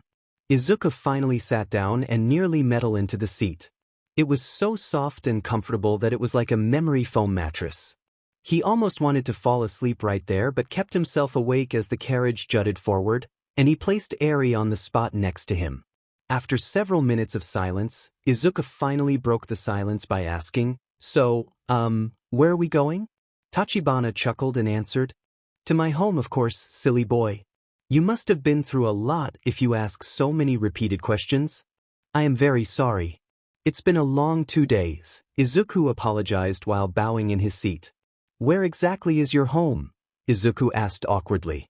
But instead of Tachibana answering his question, he got Deku and his angry tone half yelling at him, "Are you daft and stupid? Can you not see the castle built into the mountain that the village is at the base of?" Aiza looked out the window and saw that they were climbing up a gently sloping incline to the huge mountain that, upon closer inspection, had been made into a castle. His attention was drawn back to the coach as he heard an audible smack. He looked back and saw Arate with her hand across her body and Deku holding the back of his head. "Don't be rude to him, Deku. He's been through much," Arate scolded him like a child. Deku growled and leaned over while yelling in her face, "Don't hit me, you silver-haired harlot." At this point, Tachibana was already at his wits' end with the two of them, considering they were yelling at each other by leaning over him. He half-yelled in an angry tone, "Both of you be quiet." The two of them sat back in their seats with their heads down as they quietly apologized to him. "Yes, Lord Tachibana." "Sorry, Lord Tachibana." Tachibana addressed Izuku, saying, as Deku said, "My home is the castle built straight into the race of that mountain we are traveling to." Izuku looked up at the castle and wondered why someone like him would want something so big, loud, and in your face. He assumed someone like him would live amongst the common folk. I bet you're wondering why someone as seemingly humble, honorable, and not totalitarian as myself would have such an outlandish, loud, and extravagant castle especially built into the face of a mountain. Tachibana addressed him with a smile. Shock struck across Izuku's face as he saw the man ideally guess what he was thinking and tried to ask, "How did you dash?" But Tachibana said, "I have many skills. But to answer your question, I am the head of power in this place for one, and it is a testament to that power I possess, but also it's used to house me and my family," he explained further to him. "Family?" Izuku repeated the phrase. He didn't even know there was a queen or goddess in Tachibana. He never even thought of the fact that he might have some linkage under his name. He wondered what they were like and what quirks they had, like their father. Tachibana nods happily and says back, "Yes, family. More specifically, my 6 children. You'll meet them very soon. I hope you get along as well as I can expect." As they continued in silence, listening to the coach master call commands to the horse-like animals, Izuku realized that the silence was utterly unnerving, especially with Resin giving him the stink eye the whole time. Tachibana, seeming to know what he was thinking, smacked the blue-haired man over his head and told him to stop, which he did, much to Izuku's relief. Still, the silence was super uncomfortable. So he decided to make small talk and ask some burning questions in his mind. Excuse me," Izuku weakly piped up, getting the dark god's attention. I was wondering, Lord Tachibana .. Tachibana waved his hand at him, making the boy stop and listen intently as he said, "There's no need for formalities when we are in private, Izuku. So long as you live under my roof, you can drop the Lord part. But in public or during my office hours, you must refer to me by my title." Izuku nodded and then looked between Arate and Deku before asking, "Even when they are around?" "Yes, especially when these 2 or a certain other number of my second hands are present," Tachibana told him before looking at both people sitting at the sides and firmly stated, "Is this clear between you two?" "Yes, Lord Tachibana," Arate replied with smooth elegance. "Yes, Lord Tachibana," Deku replied begrudgingly through grit teeth. The dark god looked back at Izuku and asked, "Now then, what was that question you wanted to ask me?" Izuku, realizing he was being referred to, jumped as he said, "Oh, I'm sorry if this sounds rude, but are you human?" Deku opened his mouth to say something nasty and degrading, but Tachibana quickly closed his lips as he answered, "Yes. Despite my looks and abilities you've witnessed so far, I am indeed 100% human. Though it's all connected to my quirk, which I'm sure you are going to ask me about next." Izuku nodded, and Tachibana explained, "My quirk is actually very simple, yet very dangerous, kinda like Ares. It is called Soul Eater, and it does exactly what you think. I can remove the soul from any complex living organism and eat it. So, animals and humans exclusively, though there was one time I took the soul from a plant, that was something entirely different. And there's a funny story that's tied to my quirk, but I'll tell you that later, he said with a wink. What do the souls provide for you? Izuku asked, trying to hide the anxiety in his throat. Tachibana rubbed his chin and replied, well, it's just a nutrition supplement. I could never have to eat or drink if I had a steady supply of souls, though I don't need to anyway. But the second part is what I gain from the body of the soul. Izuku tilted his head with Eri at the vague statement and listened to the man explain. When I eat a soul, let's say a horse, there's a guaranteed chance that I'll be able to gain the properties of that horse: higher stamina, greater strength, faster speed, extra height and weight, etc. There's also a stacking effect, so if I continue to eat the souls of horses, I can eventually gain all attributes at full power, Tachibana finished off. Izuku wanted to avoid asking this next question. Like, I didn't want to. He probably already knew the answer, considering his power and what he'd seen done with it this far. The thought alone made him tremble. But his quirk analysis bug was poking him harder than ever, so he begrudgingly asked while trying to hide the disgust in his voice, what about when you eat a soul from a person that has a quirk? Tachibana snapped his fingers, pointed at him, and stated boldly, I was just about to get to that. When that happens, I gain an attribute of that person's quirk. So, if I ate the soul of someone with a healing quirk, I wouldn't have their quirk's full power. If anything, I'd just be able to heal my wound slightly faster than normal. But if I continue that trend, I'd gain a healing quirk so strong that I'll be able to heal a severed limb dashed. He trailed off while leaning over and brushing his hand over Izuku's face while saying, or anyone else's wounds. Izuku instinctually touched his face and took note that his black eye and cheek welt were gone, much to his amazement and Tachibana's amusement. The dark god then changed the subject, asking him, speaking of which, mind telling me about how you got your injuries? Izuku stopped touching his face and fidgeted uncomfortably in his seat, looking out the window as he replied, I'd rather not say. Tachibana waved his hand and said in a serious and understanding tone, that's fine. There's no pressure. I hope you trust me enough to tell me such a story someday. I hope so too, Izuku said under his breath. Tachibana looked over at Eri, who was gazing out the window, and asked, and I'm guessing that the bad man with the bird mask gave you your injuries? Eri looked at him, panicked, before deflating, and nudging herself into Izuku's side silently.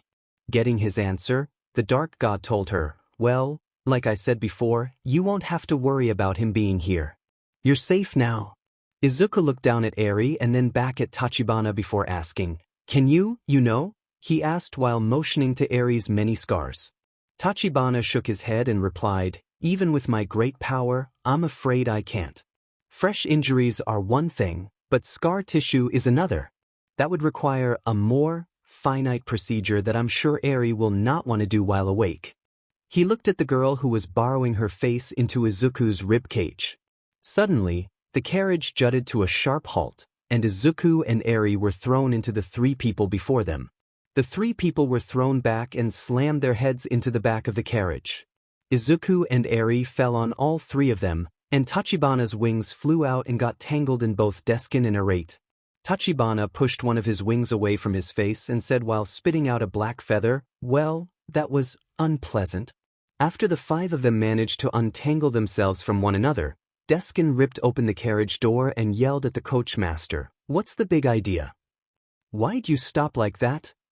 The coachmaster removed his hat, placed it over his chest, and apologetically explained, forgive me, Master Deskin, but a piece of the mountain has broken off and blocked the path to the castle.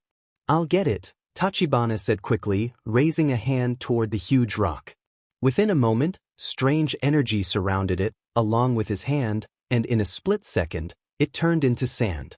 Tachibana let the sand fall over the edge only to hear the surprised cries of several other guards underneath. Tachibana looked over the edge while sucking in air through his teeth and taking an uncomfortable and tense posture at his handiwork.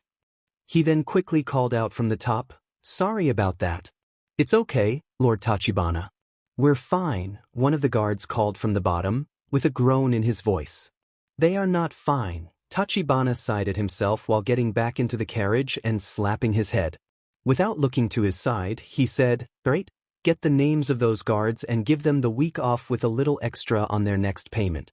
"Yes, Lord Tachibana," she replied while taking out the clipboard and writing it down.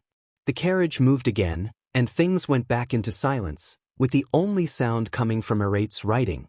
Tachibana leaned back in his seat, looking clearly shamed while trying to play it off cool. At this point, Izuku started to question if this guy was a dark god, let alone a god, especially for something as scatterbrained as what he did. After a bit of silence, Tachibana broke the ice and asked, "I see you have something else on your mind, Izuku?" He wasn't wrong. He did have some more questions, and it would surely be a nice distraction from Tachibana's previous matchup. Yes I do, Tachibana-san. What's going to happen to those people? Will they be all right? He asked the dark god.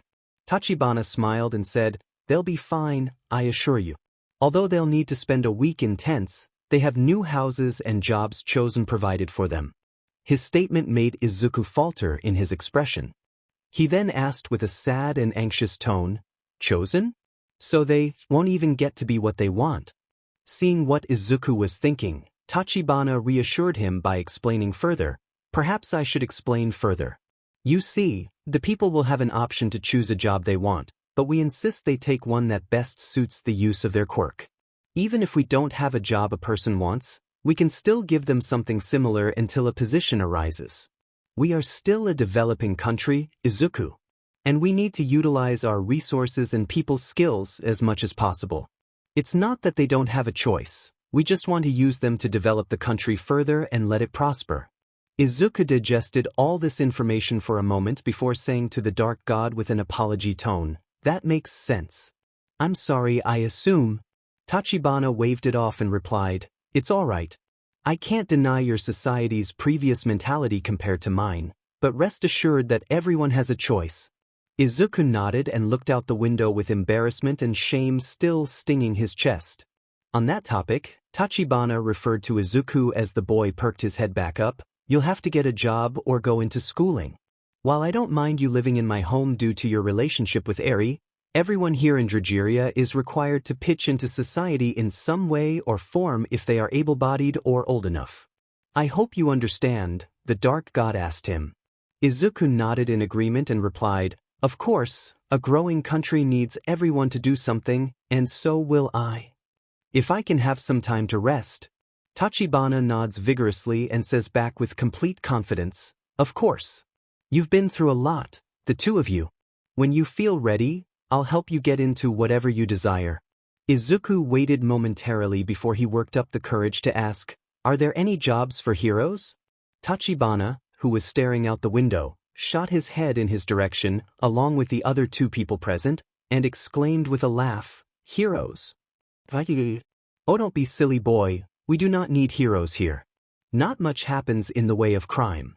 We don't even have a prison because of how peaceful things are here." Tachibana saw how Izuku deflated in sadness at his statement, so he restructured himself and said, "However, my royal guard is similar to being a hero.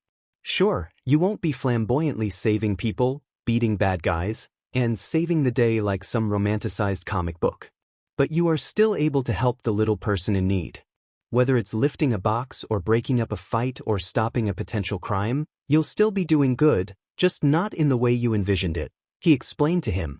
Izuku's eyes gleamed with joy and excitement, something Tachibana was glad to see.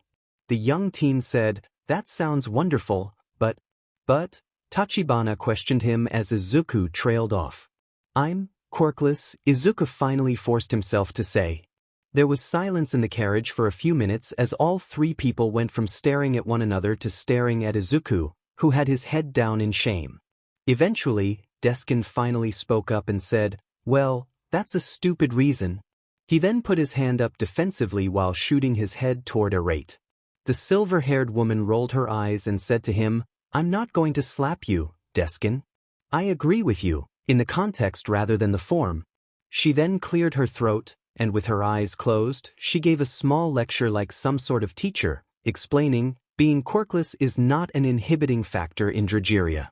If you are able and willing to do something, then the only thing that can stop you is yourself and common sense logic? Thank you, great. I couldn't have said it better myself. Tachibana exclaimed while puffing out his wings, accidentally hitting both people next to him. After closing them, he added his 2 cents, saying, "She is right, Izuku. Here in Drageria, we don't judge someone by the nature of their quirk but by the color of their character." Izuku looked like a computer buff as he heard each word trickle from the god's mouth like some golden nectar. Hearing every word like it genuinely came from a higher being of greater divine knowledge. Absorbing and digesting every last bit like it was a lifeline. Before him, this so-called god was telling him everything he ever wanted to hear in his life. And then he asked through the begging of tears, "So, you mean I dash?" Yet again, Tachibana, knowing what he was thinking, cut him off and boldly stated, "Yes, Izuku, you can be a hero, even without a quirk." At that moment, he couldn't hold it back. He fell into his hand and cried joyfully for the first time. He sobbed louder and harder than he had ever had before, much to Eri's dismay. Immediately after he started, she also began to cry. Izuku souped up Eri into his lap and hugged her while rocking her back and forth as tears continued to fall. He could not even bring himself to comfort her with his words as he just kept crying with her. "Royal Guard," Eri corrected him. Tachibana's pointed ears perked up, and he quickly tried to catch himself. With an apparent stuttering panic, he said, "Right? Yes. Royal Guard. What did I say?" Arate narrowed her eyes at him, which only made him sweat. Knowing Tachibana for most of her life, she knew when he meant something else. He was always easy to read and didn't mean to mix up those words. He had a reason, and that reason was connected to this kid. She wanted to know more but settled on just staring at him judgingly. Tachibana managed to get himself out of that situation as the carriage stopped, and he excitedly exclaimed, "Ah, we're here." Tachibana exited the carriage so fast that he tripped and landed on his face. He pulled himself up, shook himself, and tensely helped the still crying Izuku and Eri off with a forced smile, much to Arate's disavowment. Tachibana then tried to play it off, turning to the coachmaster and saying, "Thanks for the ride, Cappy." Cappy tipped his hat and replied, "Any time, Lord Tachibana." At this point, Izuku and Eri had managed to calm down enough to take in their soundings. In front of them was a large stone platform that stretched several dozen yards in all directions before going off to several paths that led down the mountain, all of which were different. The stone platform was connected to the face of an entrance that vaguely looked like a castle keep gate and doorway, though it was all made of stone. Around the perimeter were guards about every 10 feet or so, all clad in a mix of armor and regular uniform clothes. Tachibana stood before the entrance and excitedly exclaimed, spreading his arms and wings out, "Here we are, you two. Welcome to my home." Izuku and Eri looked around at the blankness of the story structure, its dotted window opening, its standing guards, and its doorway, which was only 12 feet tall for such a large front area. "It sure is, Izuku tried to find any good descriptive words. "Boring," Eri added bluntly. Izuku scolded her while feeling dread crawling down his spine. Tachibana laughed in a booming tone and said, "Aha, no. She's right. The outside is boring and stony. It's the inside where the real sights are," he said with a wink while waving up to the top of the story structure, where a man above saw him. "Lord Tachibana has returned. Open the door." The man called out enough to be heard by Izuku and Eri at the bottom. A few moments later, the door seemed to start opening by itself. It was so large and heavy that it took long enough for it to open just enough for a person to walk through. Deskin and Arate went in ahead while Tachibana stood back with Izuku and Eri. Just before he entered, he turned to the two children and said to them, "I must warn you, though.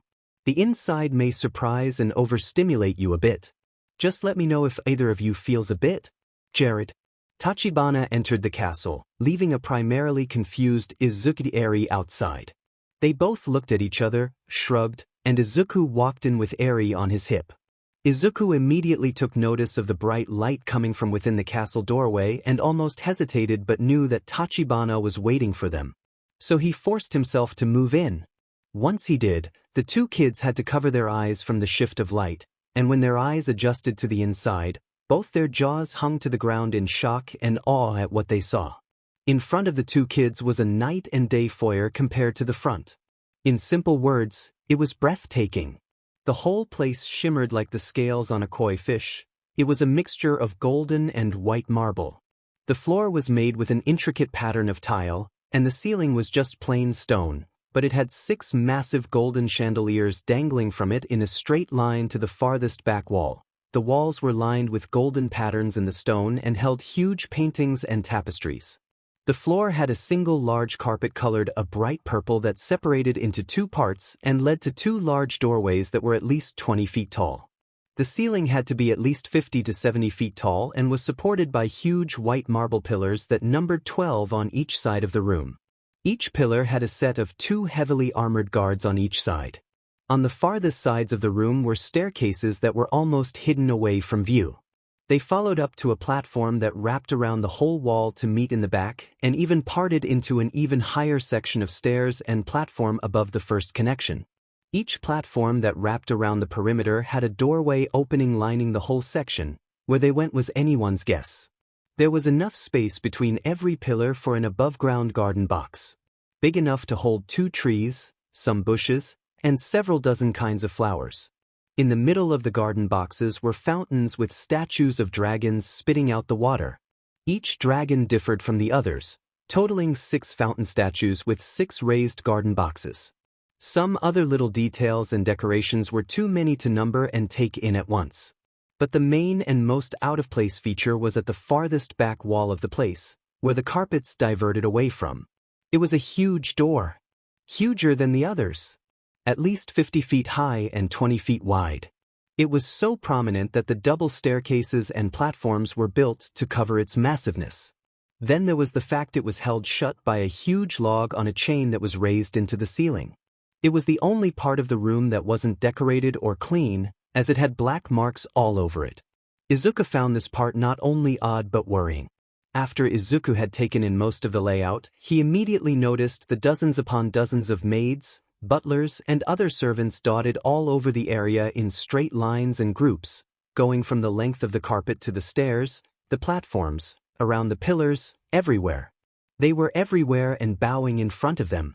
"Welcome home, Lord Tachibana," said all the female servants in unison. "Welcome back, my Lord Tachibana," all the male servants said in unison.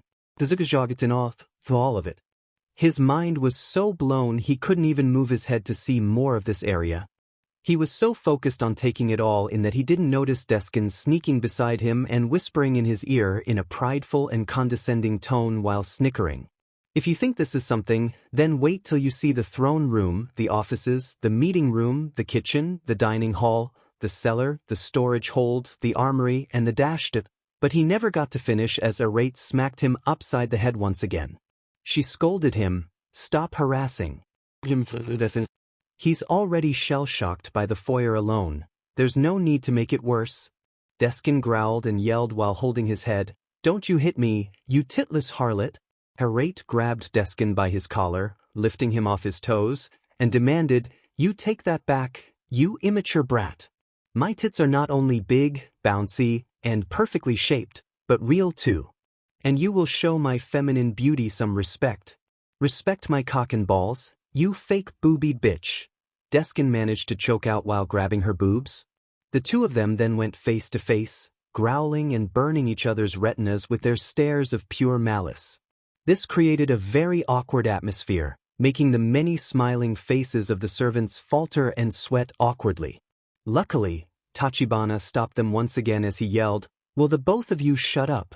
Right now." The two of them took a moment to glare at each other once more before they let go of each other, bowed, and simultaneously said, "Yes, Lord Tachibana." "Sorry, Lord Tachibana." Tachibana sighed while rubbing his forehead and angrily told them, "Now return to your work and don't interact with one another unless needed." They both nodded to a bow before walking off in opposite directions. "Welcome back, Lady Arate." "Welcome back, Master Deskin," all the servants said in unison to the two of them. Once they were out of sight, Tachibana rubbed his face while saying in a quiet tone, "Now, with those two out of the way." He then turned to Izuku and Eri, spreading his arms and wings while saying, "Welcome to my home. I hope you like it here." Izuku looks around at the extravagant exquisites, beautifully decorating every inch of the foyer.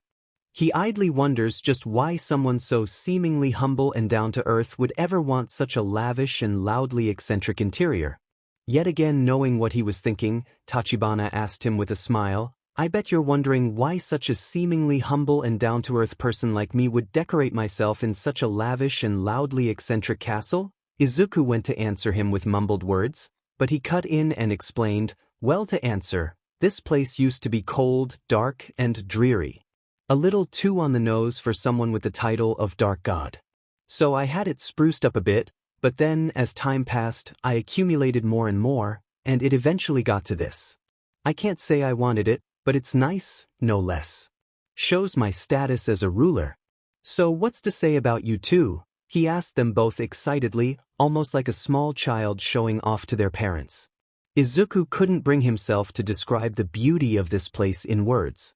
But with her young innocence, Eri summed it up pretty well in one word. "Pretty." "I think so too, Eri," Tachibana agreed while flexing his wings with a smile.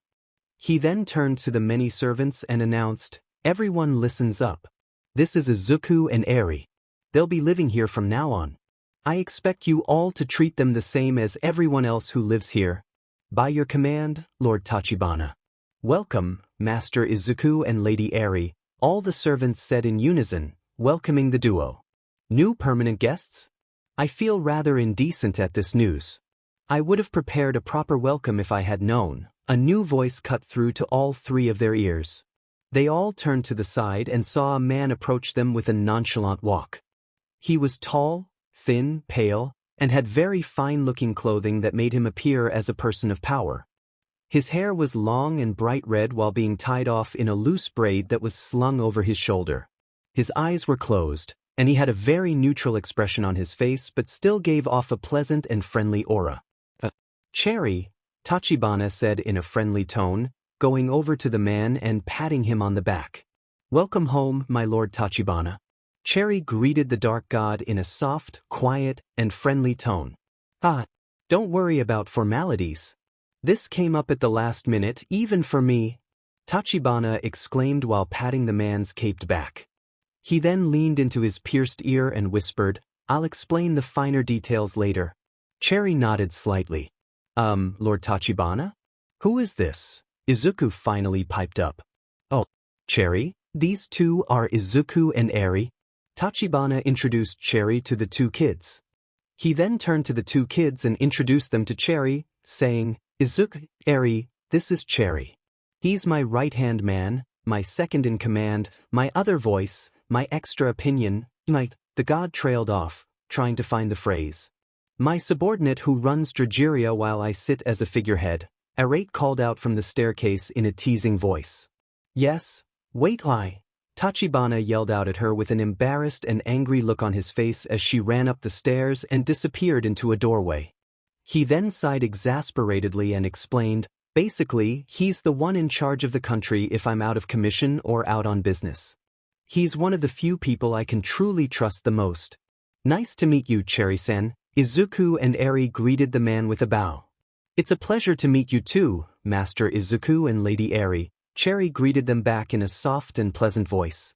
"You don't have to refer to us by titles." Izuku waved it off to him with an awkward sweat drop. "Very well," Cherry agreed. After a brief moment, Izuku asked the man, "I don't mean to be rude, but is Cherry your real name?" He nodded and explained, "No. It is only a nickname Lord Tachibana gave me because my real name was too hard for him to pronounce." Izuku looked at the Dark God, who looked back at him, offended for accusing him. His ears perked up, his body tensed, and his wings bristled as he defended himself, exclaiming, "Is hard to say. I can't even do it in my head." Even after all this time, he deflates while poking at his fingertips. He then backs up by saying to no one all animated, "I mean, there's so many stinking vowels. How can there be so many vowels in one name?" Cherry chuckles softly and says to the frantic god, "It's quite fine, my lord. I have no problem with it." He turns to the kids and tells them, "And the same goes for you too. You can call me Cherry. I've grown rather accustomed to it. Tachibana, pulling himself out of his self-defensive panic, states, well, with all current introductions out of the way, how about I introduce you to the kids?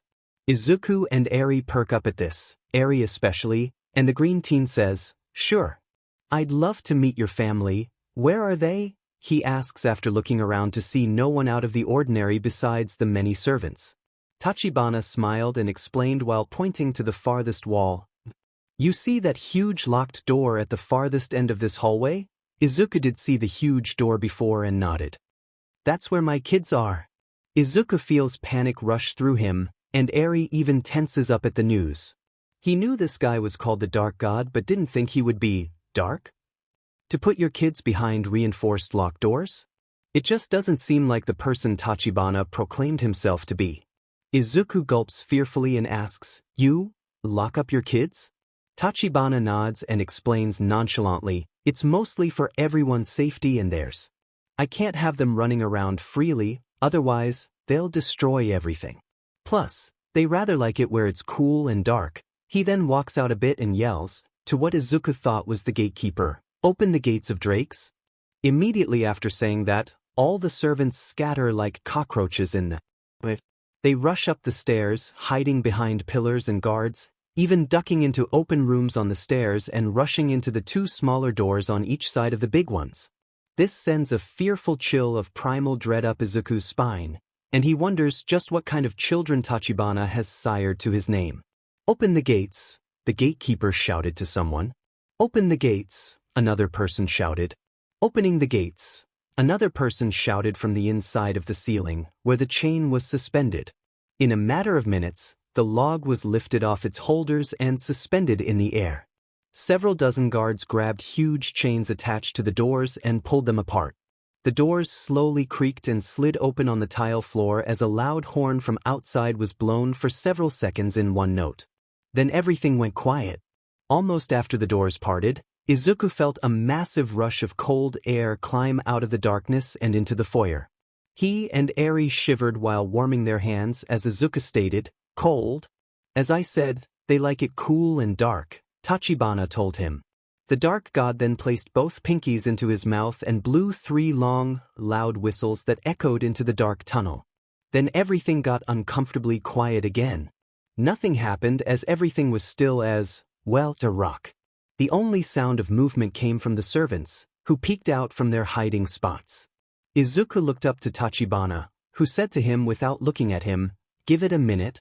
Not even a minute had passed when the sound of rumbling could be heard from the deepest part of the caver.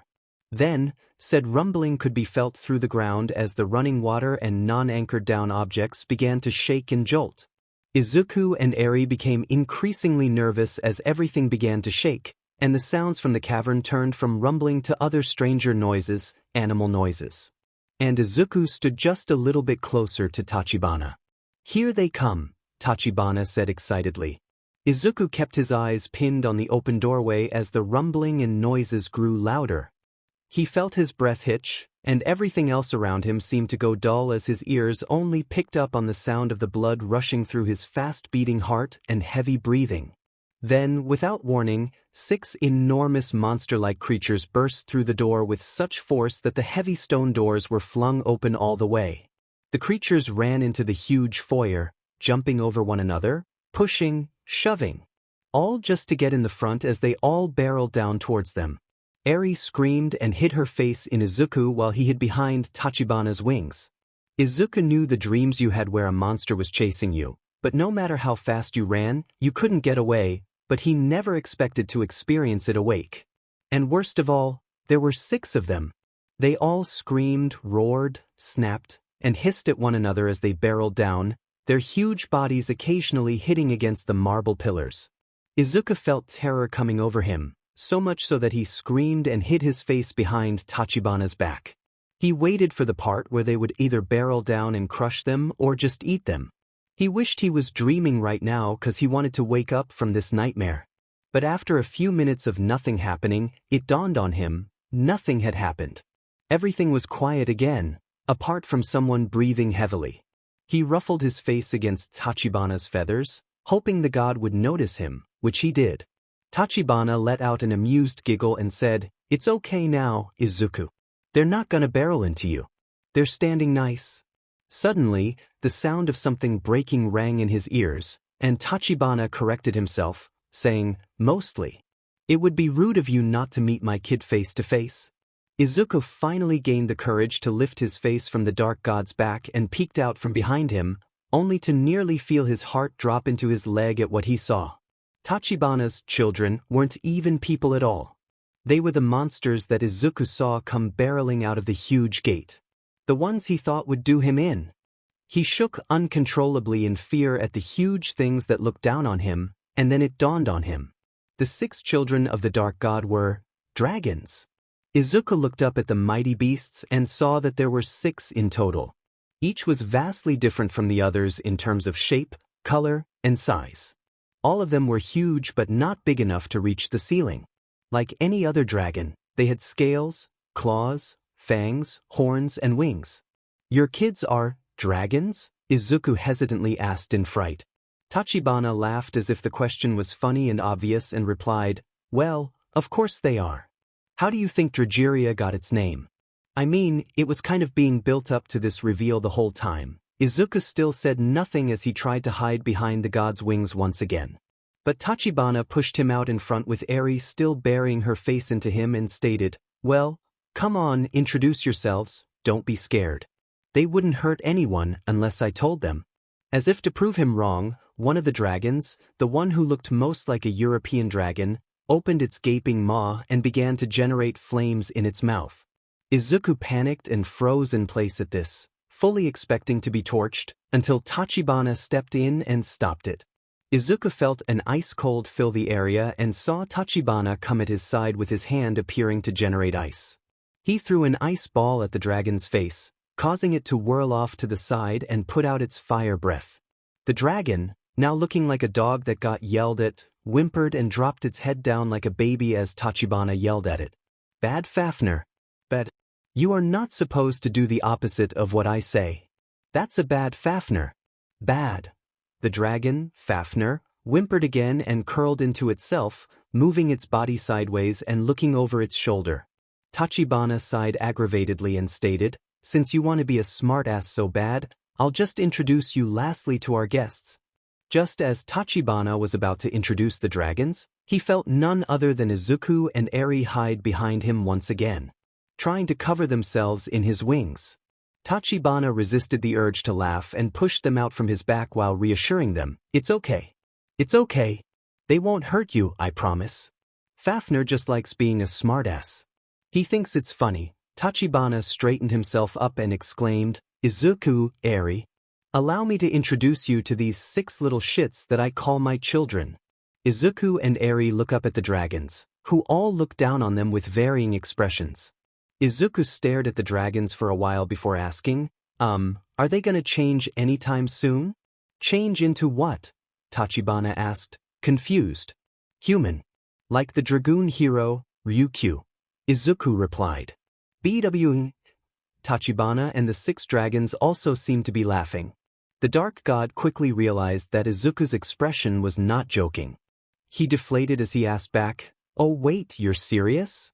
"Izuku, they're not 6 people with quirks that let them become dragons. They are dragons?" Izuku asked in shocked surprise. "Or, more specifically, 6 lizards with quirks that make them look like dragons. I found them as eggs," Tachibana explained, going into a reminiscent expression.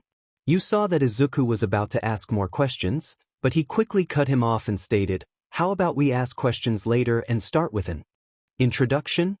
He then turned to the first dragon, who appeared to be the smallest, and introduced the 2 kids. "The purple one with the goofy expression is my youngest son, Layden.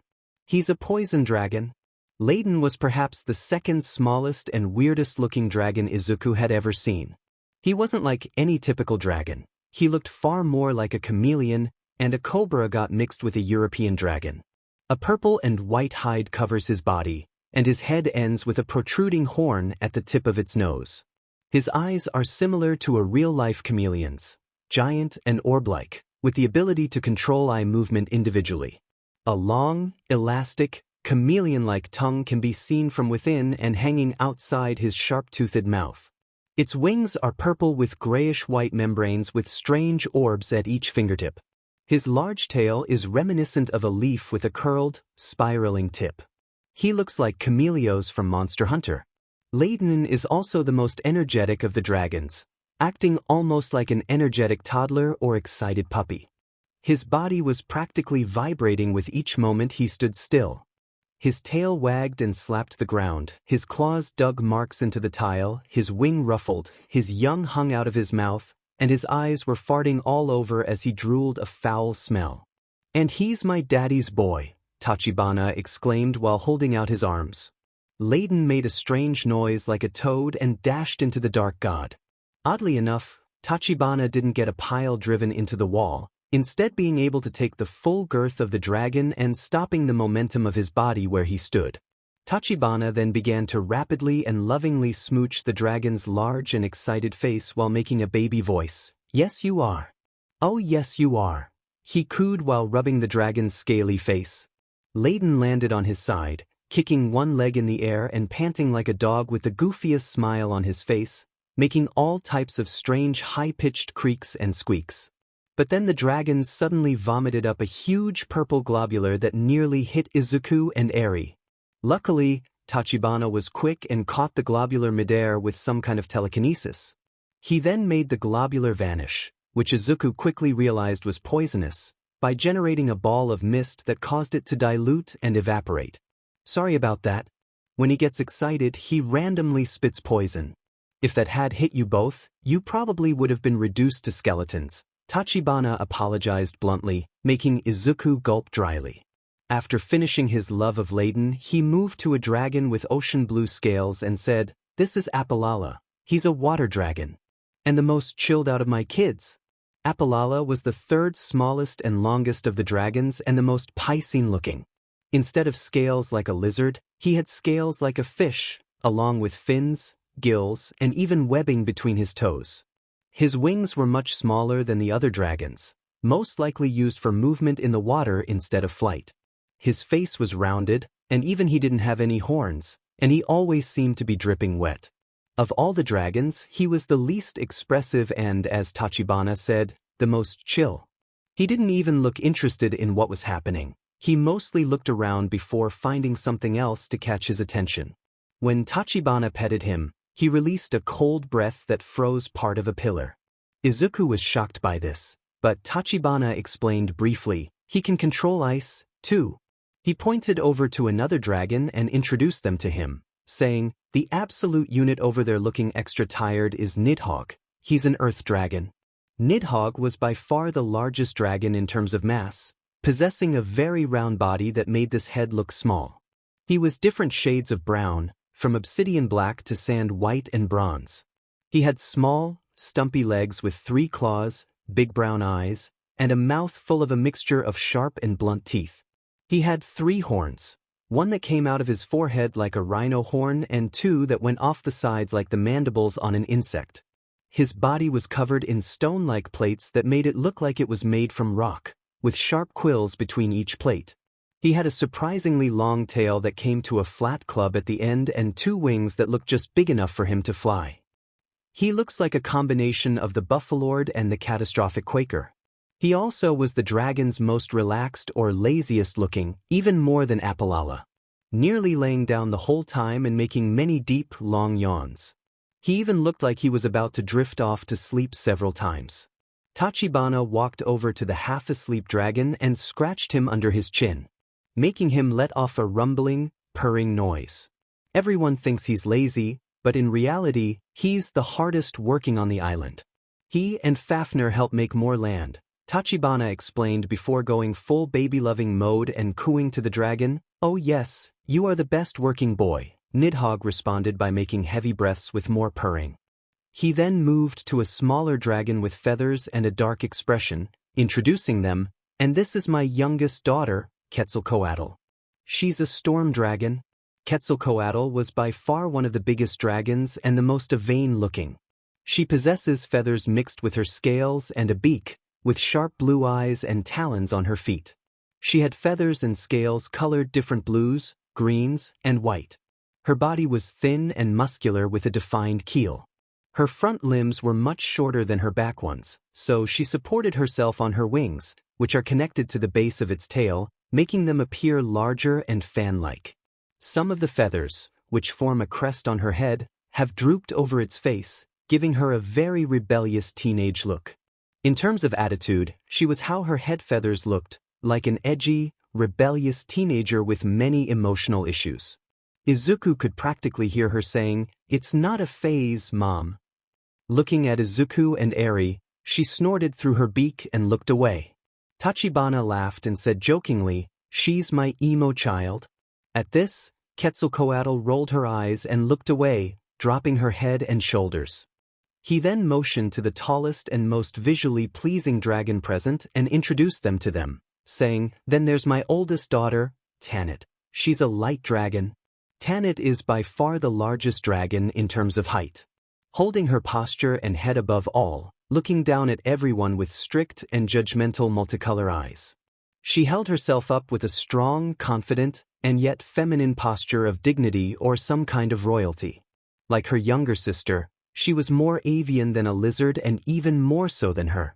She was covered in pure white feathers all over her body, from around the edges of her face to the very tip of her tail, which was shaped like a fan at the tip, which she used to fan herself while standing, in addition to a beak filled with sharp teeth. Her horns were far more like antlers and were colored gold like her talons. A ridge of spines trailed down the back of her neck to the base of her tail. The spines all looked like crystals growing out of her back, and they would change in color depending on where the light hit them. Her wings were large and powerful looking. The membranes were colored like the ridges on her back, and they would change color depending on how the light hit them, but they mostly stayed grayish-white. The featherings around her ankles and her face were a beautiful crystal blue. She also had ears, which was odd. In terms of her general attitude, Izuku could tell she was judging him like some strict critic or benevolent queen. Everything about him and air was imperfect or wrong, and she made that clear with her expression, turning up her nose, snorting, and making a deep grunt in her throat. She just didn't like them for not living up to whatever she considered a standard. Tachibana saw what Izuku noticed about her and said to him in a hushed voice, "She's also such a little diva 'cause she thinks she's a princess." He said this mockingly while forming a feminine pose and shaking his hips. "She technically is," Cherry said from the side. Tachibana quickly dashed over to him and covered his mouth while saying with a hiss, "Don't tell her that, Cherry." They all looked back at the dragon and saw her with a self-absorbed smile on her beak, which Tachibana frowned at. He then smooths his short hair, walks over to the last dragon, Fafnir, and introduces the kids to him properly, saying, "And lastly, we have my oldest son, Fafnir. He's a fire dragon." Fafnir was the second largest dragon from Tanit but also the only one who looked like a dragon, a European dragon, to be exact. He had the whole kit and caboodle, leathery armored red-black scales, huge wings, long spear-like tail, for horns sweeping back, two of which were smaller, orange-red eyes, huge sharp teeth that had been scorched black, a ridge of small spines running down his back, for ridges of finding alone his neck, sharp talons, everything. Kike, his younger sister, Quetzalcoatl, also supported himself on his wings as opposed to his stumpy front legs. He looks like Drogon from GOT but with front legs and the face of a Drake from Middle-Earth, Shadow of War. His personality was hard to pin down for Izuku. Sure, Tachibana told him he was a smartass, so he was no doubt cocky, arrogant, and intelligent. But knowing he was a fire dragon, he could also have a very short temper and be quick to commit violence. But Izuku could see there was more. He wasn't just intelligent, but he was smart, very smart. He was also determined and strong, probably even stronger than all the siblings. Tachibana came up to the dragon, who was licking his lips teasingly at Izuku, and playfully slapped his shoulder while saying, "He's a real smart ass and loves it but doesn't know when to stop. He also helps make more land with Nidhogg." He then walked away from Fafnir, walked in front of Izuku and Eri, did a spin, and spread out his arms before proclaiming excitedly, "And that's all my kids. What do you think?" Izuku took a long moment to think his words, though, as all the dragons had their eyes on him in a severely judgmental way, except for Layden, and said, "They're nice." "Scary," Eri once again said bluntly, with fear in her tone as she stared at the huge animals. Izuku nearly freaked out as he exclaimed to her, "Eri, don't say that in front of them." Tachibana waved it off and said while glaring at his kids to keep them from acting on the comment, "It's alright. Perhaps they didn't make the best first impression, barreling towards you two from their room. They were just really excited to see me. They love spending time with Dad." He then turned to all the while spreading his arms and wings and saying in his baby voice, "Don't you? Don't you all? Oh yes you do. Oh yes you do." Almost immediately nearly all the dragons pile drives into him and began to rub, lick, and several other gestures of affection all over him as he tried to hug, kiss, rub, and pet all of them. "I know you six have been cooped up in your room all day. How about some fly time?" he asked them, to which they all stood up from him and let out their distinctive roars of acknowledgement. Tachibana smiled warmly at this, then turned to the front door and yelled, "Open the gates." Another set of voices all repeated the Dark God's demand, and within a few minutes, the front doorway they came through suddenly began to open up into an even bigger gateway than the smaller doors had been built into. "That wasn't the front door?" Izuku exclaimed, flabbergasted along with a stunned Eri. Tachibana shook his head and explained, "No, I had two doors built into one another. One for people, one for dragons. It would be a pain if I only had one door for dragons." He then rolled his eyes as he huffed and ranted off, "It would take forever to open and close, and don't get me started on all the AC we'd lose."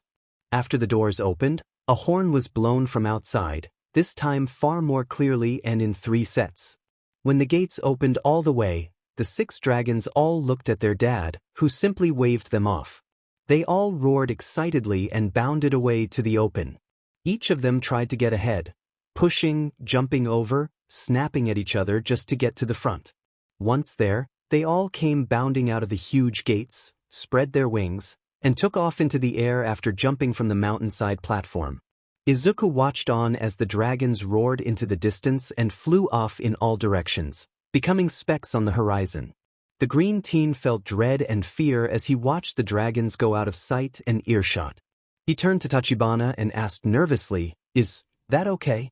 Tachibana did not vigorously say, "Of course. They're just stretching their wings, they won't cause any harm.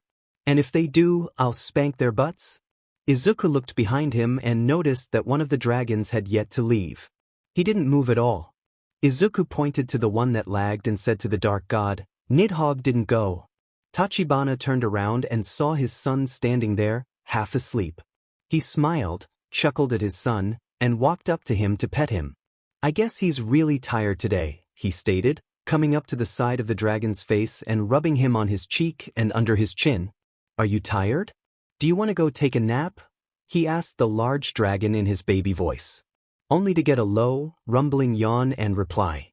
"Okay, you go nap, my hardest working boy," he told him while patting his side. The large dragon then got up from his spot and slowly lumbered back into the dark cave that he and his other 5 siblings had come out of and disappeared out of sight. Once inside, the cavern was closed back up once more, but the lock was left off.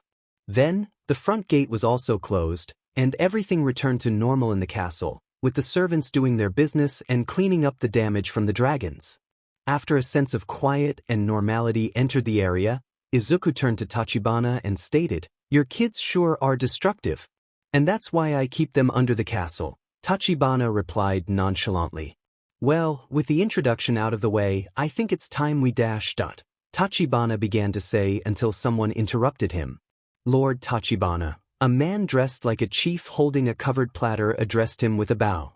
The Dark God looked at the chef as he said, "Your 3 o'clock cake is ready."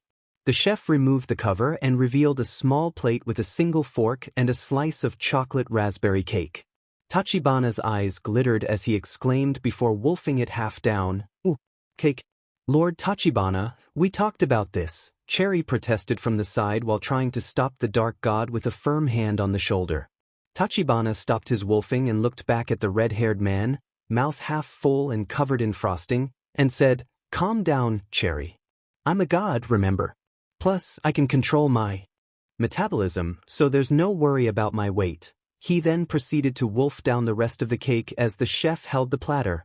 Rai, completely confused by what was happening, tilted her head, asking innocently, "What's cake?" Having finished his cake, Tachibana stared at the girl, her cheeks still full and her mouth covered in frosting. He then raced over to Izuku while swallowing quickly and asked in a deadly serious tone, "Please tell me she's joking." Izuku anxiously and rapidly shook his head. Tachibana then got uncomfortably close to Eri's face and stated, "I am personally going to introduce you to every damn desert on this planet." Without turning around, he shouted, "Chef, prepare every dessert or sweet that can ever be cooked up from your cookbooks." "Yes, my lord," the chef said with a bow. But before he left, Cherry grabbed him and said calmly, "Chef, please don't." He then turned to Tachibana and told him, "Lord Tachibana, we'll be having dinner in 2 hours." Tachibana groaned like a teenager and said begrudgingly, "Oh, all right. I'll wait till then. But for dessert dash. I don't see any problem with that." Cherry quickly interjected, causing Tachibana to do a fist pump of victory. "But in the meantime, let's get you two cleaned up before dinner," he said before calling out into the castle, "Oh, Arate?" The silver-haired woman came from one of the doorways, slid down the railing, and quickly paced herself on her heels while bowing before Tachibana and saying, "Yes, Lord Tachibana. Take Eri and get her cleaned, dressed, and settled into a room before dinner," Tachibana instructed her. Her head immediately shot up with an excited smile and sparkles in her eyes as she exclaimed, "Of course, Lord Tachibana. I thought you'd never ask." She dashed over to Izuku and snagged Eri from his arms before he could react. She held the confused Eri in the air, spinning around and cooing, "Oh, this is going to be so much fun. I've always wanted a little sister. I'm going to dress you up in so many cute outfits." "Ahem." Tachibana stated the sound effect aloud with a severe and wide-eyed expression at her. After dinner, of course, Lord Tachibana. Arate deflated with a close-eyed sweat drop. Arate then placed Eri on her hip and walked off with the young girl looking over the mature woman's shoulder at Izuku with a concerned look, only to get a nod, awkward smile, and thumbs up from him, which seemed to be enough to keep her from panicking. Once they were gone, Izuku suddenly started to wobble on his legs before nearly talking over it for no reason. Luckily, Tachibana was quick and managed to grab him before he hit. "Whoa there," he shouted while holding the boy under his arm and asking, "Are you okay, Izuku?" Izuku shook his head and shrugged, replying in a weak tone, "I don't know. Suddenly I felt this weight lift off of me. It's like I've never felt at ease before until now. And now you're completely spent. I've been there before." Tachibana added his 2 cents in a sympathetic and understanding tone. "Lord Tachibana, would you like me to take him?" Cherry offered with a slight bow. Tachibana thought it over momentarily, looked down at the nearly limp boy he was holding, looked back up at the red-haired man, and told him, "No. I think I'll help Izuku out before dinner. You just ensure everything's in place and that my kids don't destroy anything." "Again, as you wish, my lord," Cherry replied with a bow as he walked off. Tachibana carried Izuku off in the opposite direction, and as they walked, the green teen said to him, "It's okay, Tachibana-san. I know you're busy." Tachibana raised a skeptical eyebrow as he asked back, "And you would prefer someone you barely know to help clean you up as opposed to me? You're kind of also in the same category," Izuku told him bluntly. Tachibana's sweat dropped and replied, Good point. But my point still stands." Izuku mulls it over and tries to say shyly, "I wouldn't want to be a bother dash dot." But Tachibana waves it off and tells him, "Nonsense. I haven't personally taken care of someone since my kids learned how to fly and hunt on their own." Izuku couldn't help but smile at his kindness until Tachibana added something else. "Besides, I haven't had a bath in almost 200 years. He slipped in there at the last second. Izuku's eyes went wide, and he tried to pull himself away from the man as he complained, "You?" Tachibana laughed as he prevented the weak boy from breaking free.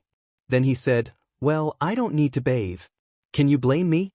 Tachibana carried Izuku through one of the many doorways lining the foyer's walls. As they moved through the castle, he saw many more decorations, pieces of artwork, and architecture as well as many of the servants who bowed before the dark god and greeted him, to which he greeted them back by name. Izuku, even though feeling like jelly, was entirely surprised by this fact alone. He couldn't even be bothered to remember his old classmates' names. Quirks, maybe, but not names. After a few minutes of walking, they came upon a smaller door with 2 sets of words he didn't quite understand. He tilted his head at the strange words, trying to see if he could make any sense of them, but nothing came to his half-dead mind. Tachibana saw this and said, "They both say bathroom. The top is English and the bottom is French. These are our main languages." Izuku awkwardly and embarrassedly dropped a sweat while saying, "I can't speak those languages, wait a second. If the main languages here are English and French, then how are you and everyone else speaking Japanese?" Tachibana opens the door and smiles as he helps him sit on a bench, saying, "I was wondering when you were going to notice that. I have a quirk that allows me to interact with the human brain in many ways. One of those is the ability to make a person hear their native tongue even when the other person doesn't know it, and vice versa. Drageria has people from all over the world." Izuku's eyes glittered in wonder at such a fantastic quirk, and he gushed to the dark god, "That's incredible! But why are we here?" Tachibana rolls his eyes in amusement and says, "Of course, I will clean you up. But I won't unless you are uncomfortable. I just assumed you needed help." Izuku took a brief moment to look around at the first part of the bathhouse, which looked similar to the changing room of a Japanese bathhouse. He rubbed his hands a bit and gripped one of his arms. Izuku was always good at telling what his body could and couldn't do, and right now, something as simple as bathing seemed like a task. He seemed friendly and respectful enough even if he had known Tachibana for less than an hour. He didn't know he would try anything, but it was still embarrassing. He sighed and finally admitted, "Actually, I do need help. Even with, he motioned to his clothing. Tachibana raised a hand and stated firmly, "Say no more. If I do anything that makes you feel uncomfortable, just let me know, I won't be offended." Izuku gives him a thankful nod, and Tachibana gives him a basket in which to put his clothes. Izuku was a lot weaker than he thought. Even unbuttoning himself was hard.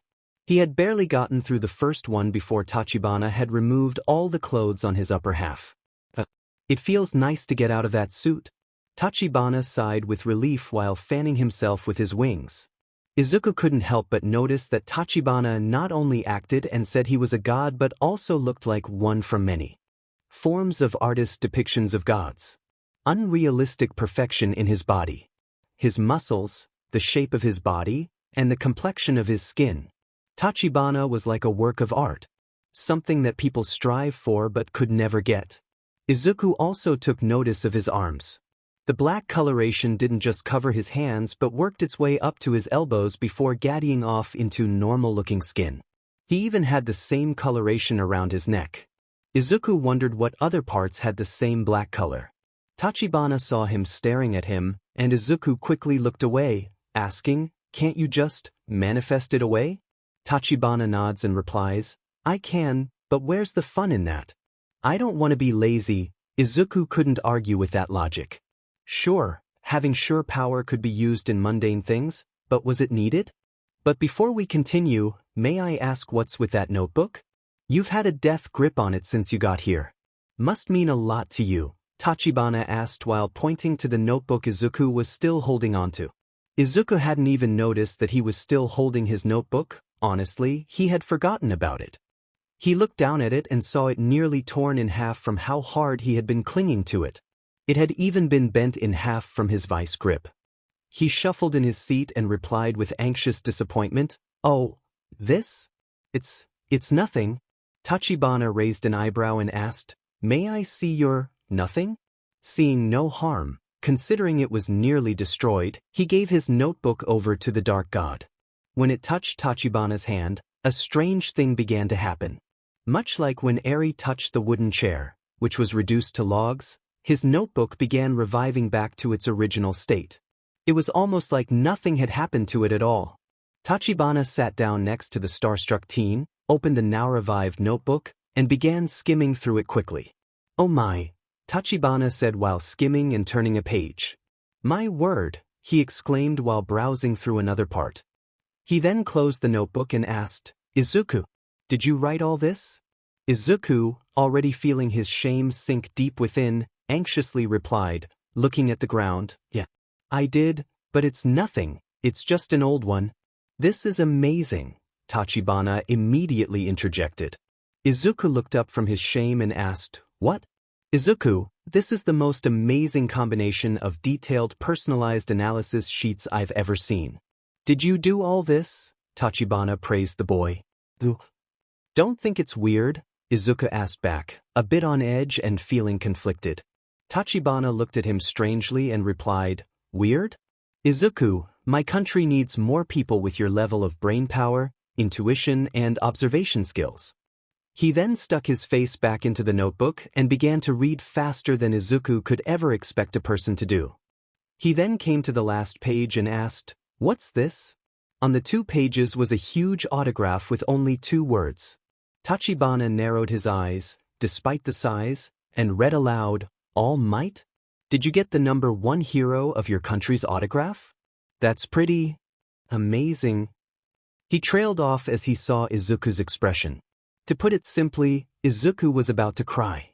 He was just barely holding it back. It was like Tachibana had just unearthed an old painful memory, or maybe just a painful one. Tachibana knew this was where he should stop. He put the notebook down and said, let's put ourselves in the tub, shall we? Izuku didn't say anything and instead nodded his head. Tachibana stood up and unbuckled his pants while Izuku still fumbled with his buttons, even more so in his emotional state. Izuku finally gave up and looked up at Tachibana, who was wrapping a towel around his waist. Izuku also noticed his legs. Like the rest of his body, they were beyond perfect but also had the same black coloration that ran up to his knees before fading to normal skin. Once Tachibana was ready, he noticed that Izuku hadn't even gotten started. He offered to help, and after an embarrassed sigh, he accepted. Tachibana was gentle and respectful with him the whole time. After unbuttoning his coat and dress shirt, he let Izuku slip out of it himself and put it into his basket. After that came the most embarrassing part. Izuku steadied himself on Tachibana's back, and God quickly removed his belt, pants, and undergarments before placing them to the side and wrapping a towel around his waist. After letting Izuku settle for a long moment, he helped him get up to his feet and brought him into the main part of the bath. Once inside, Izuku was immediately taken aback by what he saw. He fully expected a regular bathhouse fit for a king, but he had no idea king meant a football field-sized room with 1 huge pool and several smaller pools dotted around. The same marble pillars and stone walls with golden edging and artwork decorated the inside, alongside several statues of the dragons in every pool. Especially a large one located in the center of the main pool with all 6 of them in it. Whoa, Izuku expressed his shock and amazement. What? Tachibana asked him coyly. Izuku looked at him, like he asked a dumb question, and exclaimed back, what do you mean, what? It's so huge. Tachibana laughed, saying, well, my kids usually like to bathe with me, so I had to accommodate them. Izuku looked around more at everything and then asked something he should have done before. Why does it look like a Japanese bathhouse? I like to take different parts of other cultures and integrate them into my country. How better to learn about another culture than to live a part of their lives? Tachibana explained briefly. Tachibana then walked Izuku into the main pool and helped him settle in. Much to Tachibana's amusement, Izuku almost steadily sunk in like a stone. The water was nice and hot and had the distinct scent of lavender. It felt amazing on his skin and through his muscles and bones after all he had been through. Once he was relaxed in the water, Tachibana made a bottle of shampoo float from another part of the bath and began to clean his head. Despite his huge and clawed hands, the dark god was surprisingly gentle and soothing as he lathered his head up with suds. Once he was practically covered from head to shoulders in soap, Tachibana moved him to the fountain and placed his head under, washing him clean. He then repeated the process, washing him clean and letting Izuku sit in the water before cleaning himself off. As they both sat silently, Izuku decided now would be a good time to ask some more questions. Izuku, feeling embarrassed, lowered himself into the water till he practically covered his mouth as he asked, Tachibana-san, can I ask you a question? If it's not too much to ask. Tachibana hummed in his throat and replied, depends on the question. Izuku hesitated momentarily before saying, what's your origin story? How did you go from normal human to dark god of a self-made country with 6 dragons for kids? Tachibana stopped scrubbing himself as his eyes widened. He shot up while shooting over to Izuku and proclaiming, now that's a story. His sudden burst of excitement initially took back Izuku. Seeing this, Tachibana backtracked and reiterated, it stems back to my quirk. The strange side effect I told you about. Izuku sat up a little straighter as he listened to him. Tachibana sat down and explained, when I turned 4, my quirk hadn't manifested visibly. But it did when my one-time reaction kicked in. Izuku cocked his head at this, and Tachibana said, I bet you're confused. Let me explain. My quirk came with a strange first-time usage additive. The soul of whatever I ate first, I would gain every aspect of that soul, and I mean every aspect. Physically and biologically. Izuku's mind thought this through, and he finally asked, what soul did you eat first? Tachibana giggled and said with a nostalgic tone, funny thing, I ate a spider. Izuku mulled this information over, and after it did it, it dawned on him hard. So, with a gobstruck expression, he murmured out in surprise, so you turned into a spider? That must have been a hard adjustment. Tachibana nodded while rinsing off his hair and stated, it was. Relearning to walk, eat, and do just about everything without hands. It was kinda weird being naked, but I got used to that quickly. Izuku sank into the water with a thinking expression and stated, I can't even imagine, being only an inch tall, it must have been hard on your parents. Tachibana giggled at his statement and told him, oh, I wasn't that small. I was a spider, sure, but I was a spider the size of a human child. Izuku's eyes widened at this revelation as he looked at the dark god, who continued in amazement, shocking, isn't it? So were my parents. But things didn't get better from there. He followed up with a sad tone, making Izuku curious. Tachibana sighed as if digging up an old memory. He leaned back and took a moment to lament. Izuku patiently waited for Tachibana to speak, and they both sat there for several minutes, with the only sound coming from the gurgling fountain. Tachibana sighed again while rubbing his face and began his story. I was born in a pre-quirk era. Quirks were just starting to appear, but they weren't prominent or widely accepted.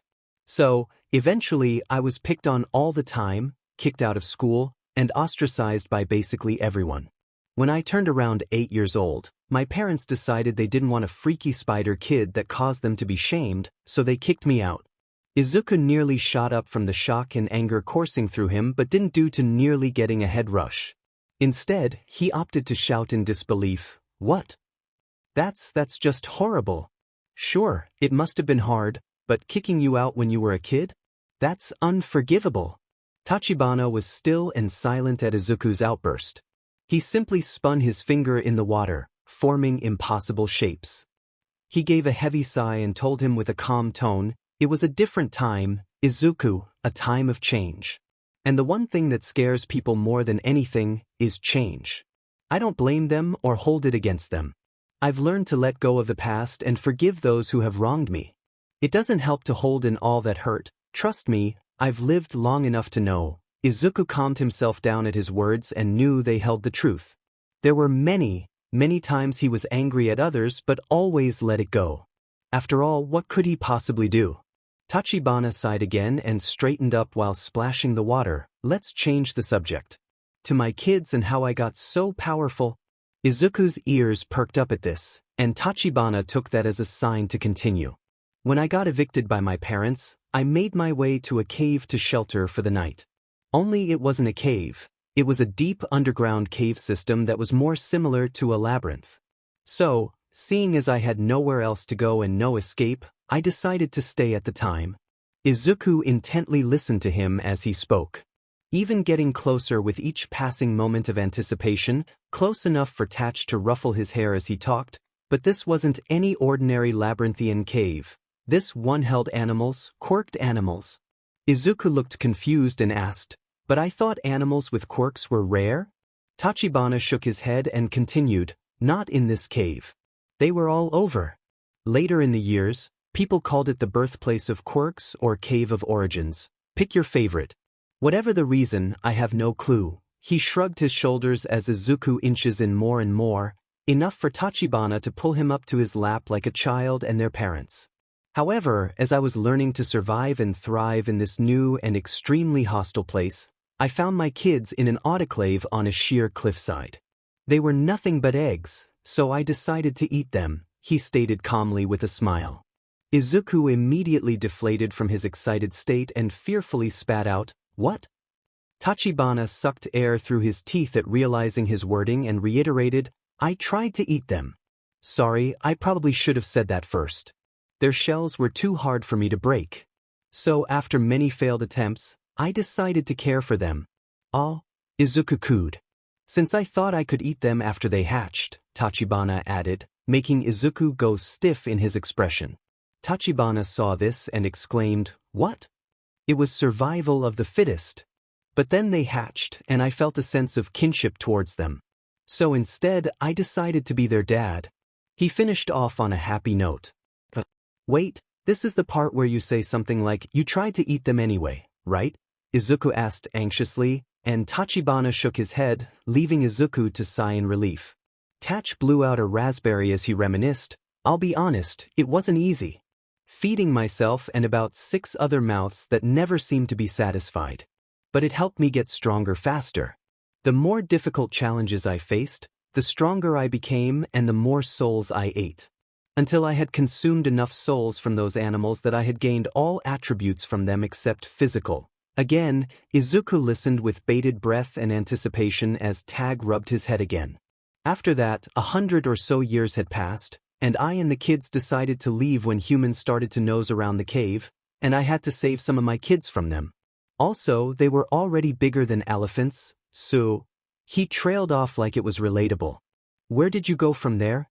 Izuku asked, like a child hearing a tall tale from their grandparents. "Oh, far, far away. Far from my old home and the cave of origin. Out into the sea. I had actually thought my kids would leave once they could hunt and fight on their own, but they always stayed with me," he recounted as Izuku's eyes glittered with wonder. "Anyhow, I knew that no place in the world would accept us, so I decided to make my own. Using the powers of Nidhogg and Fafnir, we made man-made volcanoes and created a new landmass. From there, we added more and more until a huge strip of untouched, uninhabited land was formed for us to live on. The castle I now live in is the very first volcano my kids created to form Drageria, and the huge mountain range in the back of the country are all old volcanoes that used to form more land." He finished off his story with a clenched fist of excitement and tension. "That's incredible!" Izuku ogled with amazement. "From there, I had my other kids bring life to the new land, and Drageria was born," Tachibana finished while spreading his wings at his victorious claim. "Wow!" Izuku stated with astonishment. After that, Tachibana took Izuku aside and began to scrub his body. Izuku would have done it, but in his exhausted and relaxed state, he couldn't even get the soap to foam, let alone clean the grime from his body. He just sat there as the dark god gently yet firmly scrubbed him until he was somewhat raw. Izuku sank into the water and felt all his clung-on sweat and dirt pull off his body. After some time of silence, Tachibana leaned to his ear and whispered, "But let me tell you a little something. As a secret between you and me." Izuku looked back at the dark god and nodded his head. Tachibana smiled, looked around, then cupped his hands to his ear and whispered, "My kids are far more special than anyone could expect. There's more reason for them being elemental dragons other than just diversity." Izuku's eyes widened once more with intrigue and amazement. He excitedly explained, "They didn't just bring life to this land. They created it. Those weird horses you saw pulling the carriage. They are one of the many byproducts of my kids' powers. That's also why the Cave of Origin had so many animals with quirks, or at least that's what I think." Izuku's mouth was open with awe at this revelation. The last bit was a theory at best, but the other parts. Creatures with power, when combined, can create entirely new life forms. Not just that, but environments and whatnot. If this ever got to the public, then who knows how everyone would take it. Scientists, the government, and the public. It would change it and bring new theories into the construction of life itself. Tachibana saw Izuku get increasingly excited about everything he said and knew it would lead to more questions. So he quickly stopped him by stating, "But there are enough questions and stories. Dinner will be in a bit." The glitter from his eyes faded, and Izuku nodded. Tachibana went to one part to scrub off his body while Izuku went over to the edge, where he laid his head and arms. After being so relaxed, he never understood just how tired he was. And with the hot water and calming atmosphere, he was ready to sleep right there. After a while, Tachibana noticed Izuku's strange behavior and asked from the side, "Izuku?" The boy replied with a tired grunt. "Are you tired?" Izuku tried to raise his head and open his eyes but couldn't, so he tried to speak out and replied unconvincingly, "No. I'm good. Honest?" "No, you're not," Tachibana said back to him while rolling his eyes. He then got up and moved to Izuku, where he scooped them up into his arms. He said, "Come on. Let's get you out and into bed. What about dinner?" "I don't want to be," Izuku tried to interject, already half asleep. Tachibana scoffs and says reassuringly, "You won't be rude. You need rest, and that's final." "Okay." Izuku finally submits while letting his head rest on his shoulder. Tachibana then leaves the baths and enters the changing room, where he grabs a large towel and wraps Izuku in it. Much to the green teen's pleasure as he all but falls asleep in the embrace. Tachibana then takes Izuku out of the locker and into the castle, where he tries to seek out a servant. But instead he got something better, his second-in-command, Cherry, walking past. "Ah, Cherry," Tachibana calls out to him. The soft-voiced man hastily approaches the dark god and bows, "My lord. How was your bath?" Tachibana stretches and flexes his wings with a deep sigh and replies, "I feel like a new god. Could you take Izuku to his room and get him into bed?" he tells him while holding out the sleeping boy. "Of course, my oh my," Cherry accepted with a smile before averting his gaze at the dark god.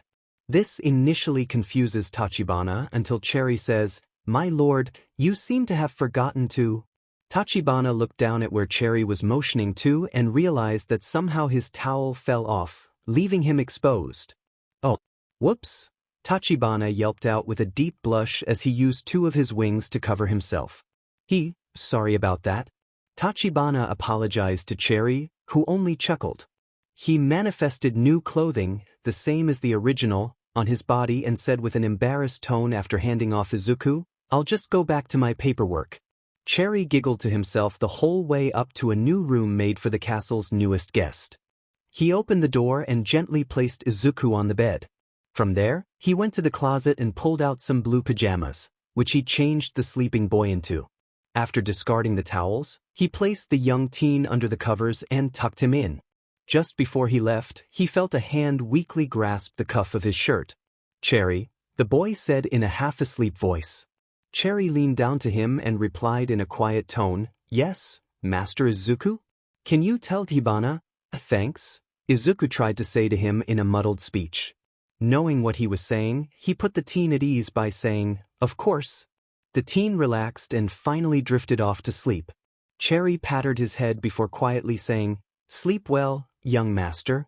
With that, he turned the light off and left the room, where, for the very first time in a very long time, Izuku slept soundly with no stress, fear, or nightmares to plague him, only silence and calm. When Izuku finally woke up, he didn't want to. He was more comfortable and relaxed than he had ever felt in years. The bed and pillows were the softest things he had ever felt. Eventually, his brain woke up enough for him to remember the dinner he was supposed to attend. He finally got up and rubbed his eyes while pulling up the covers and putting his legs over the side. Once his eyes worked well enough to see, he noticed he was wearing blue pajamas that weren't his and wondered why and how. He pushed it out of his mind and finally stood to his feet. He nearly fell over. He quickly grabbed a part of the bed and kept himself from falling on his face.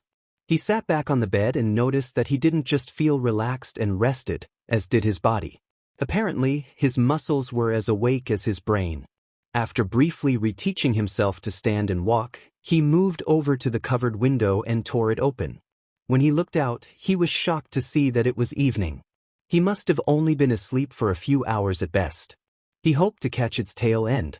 He looked around the room for a closet to change into, but he immediately realized that this wasn't his room.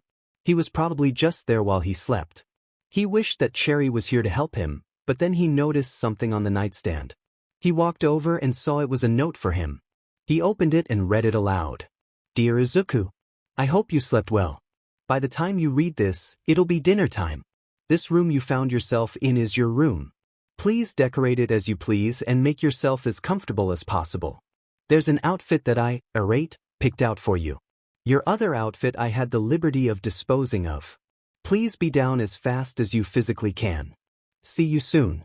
Tachibana. Izuku put the note down and looked around at the room, his new room that wasn't related to his past. His past was gone. He had something new, a new start, a new him, a new everything.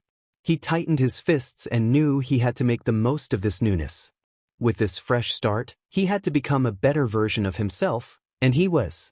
Just as he was about to march to the closet, he saw his notebook on the nightstand beside his note. He looked at the thing and wanted nothing more than to tear it to shreds, especially the autograph from All Might. To him, it was nothing but a reminder of his past. A past he wanted nothing more with and wanted to forget. But he couldn't. Tachibana's words still lingered in his head, his praises, his first praise or compliment for that matter. His old obsession did have value where others couldn't see it. Maybe his love for something could end up making him a hero in another way. Maybe really could be a hero.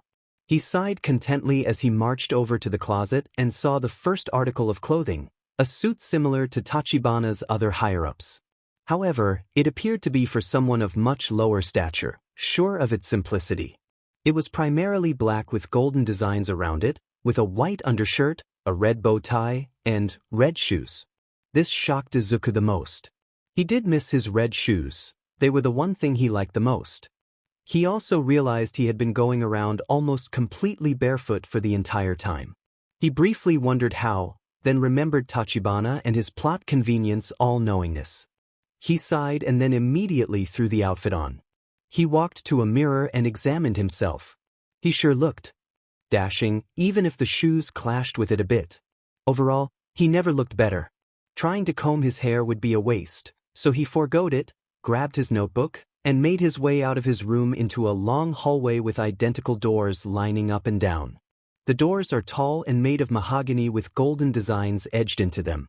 From there, the same stone walls and ceiling with gold-designed edging, small light fixtures above, and many different paintings, other works of art, and potted plants decorated the halls. Izuku didn't know which way to go, so he went down one way and stuck to it.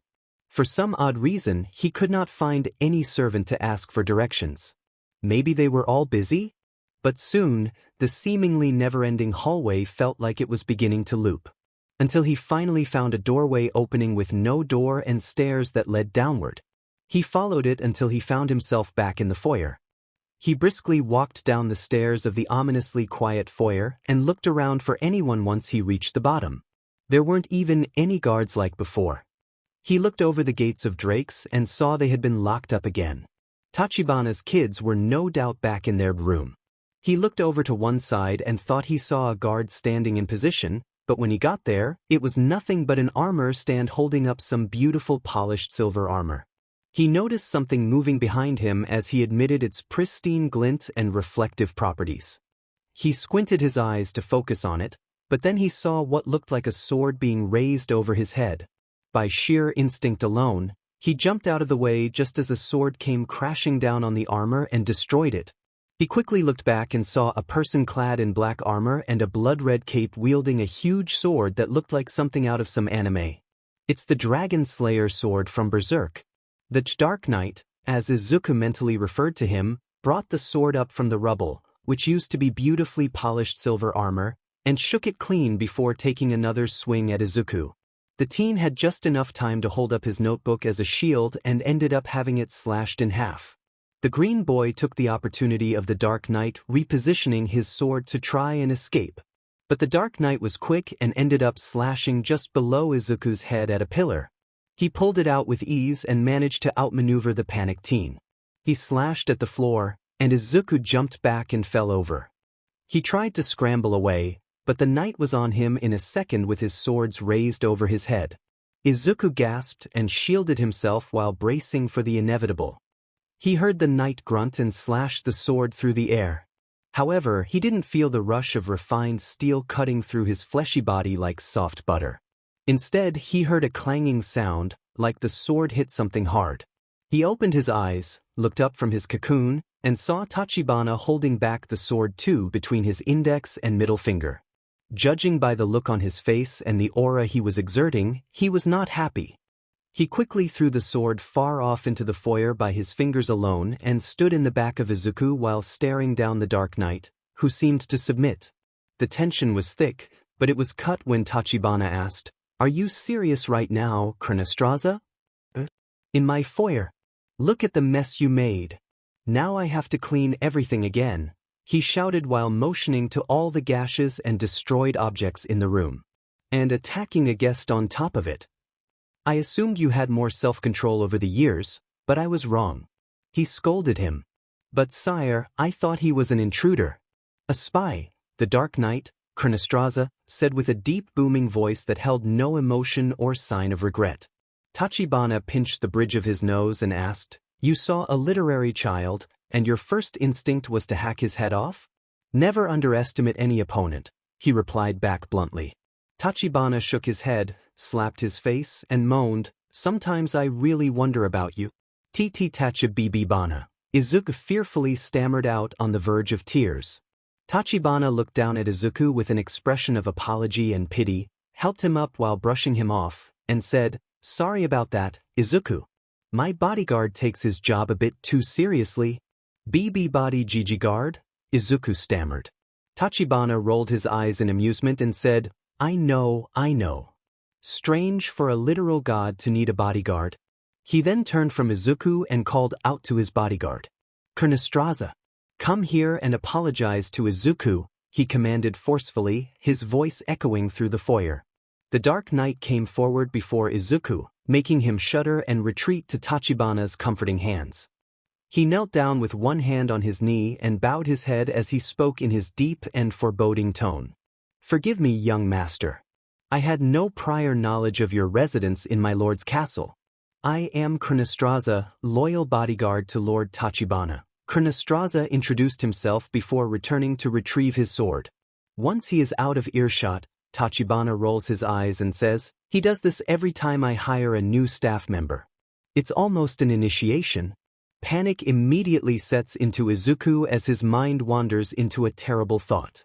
Tachibana knew what he was thinking and quickly reassured him, saying, "No, he didn't try to kill Eri. I would have whipped him good if he tried that on a baby." At this time, the knight returned, but Tachibana stares him down while commanding, "Now be gone with you, Chronostraza. I'll figure out a proper punishment for you after dinner." The knight bows and turns on his heels while walking through a doorway with nothing but the sound of his armor clicking into the darkness before fading out to nothing. "How did you get him?" Izuku finally asked once his armor's sounds had faded. Tachibana waved off the question while saying, "A different story for a different time. More importantly, how did you sleep?" Izuku momentarily thought, smiled, and replied, "Better than I ever had." "I would think so. You've been asleep for a whole day," Tachibana giggled. Izuku's eyes nearly shot out of his head as he shouted in shock, "What?" Not realizing his wording, Tachibana caught himself and said, Whoa. Calm down there. Everything is fine. You just needed some rest." But, Izuku began to panic. Tachibana cut him off and waved his hands while stating, "Is fine. She was a bit worried about you, but you were hard asleep when we let him visit you. I was honestly starting to get a bit worried about you myself." After seeing Izuku visibly relax, Tachibana changed the subject saying, "Well, come on. Let's get to dinner." Thu walked down the hallway, Izuku stepping in cadence with the man. It is evident that Tachibana knew this castle as an extension of him.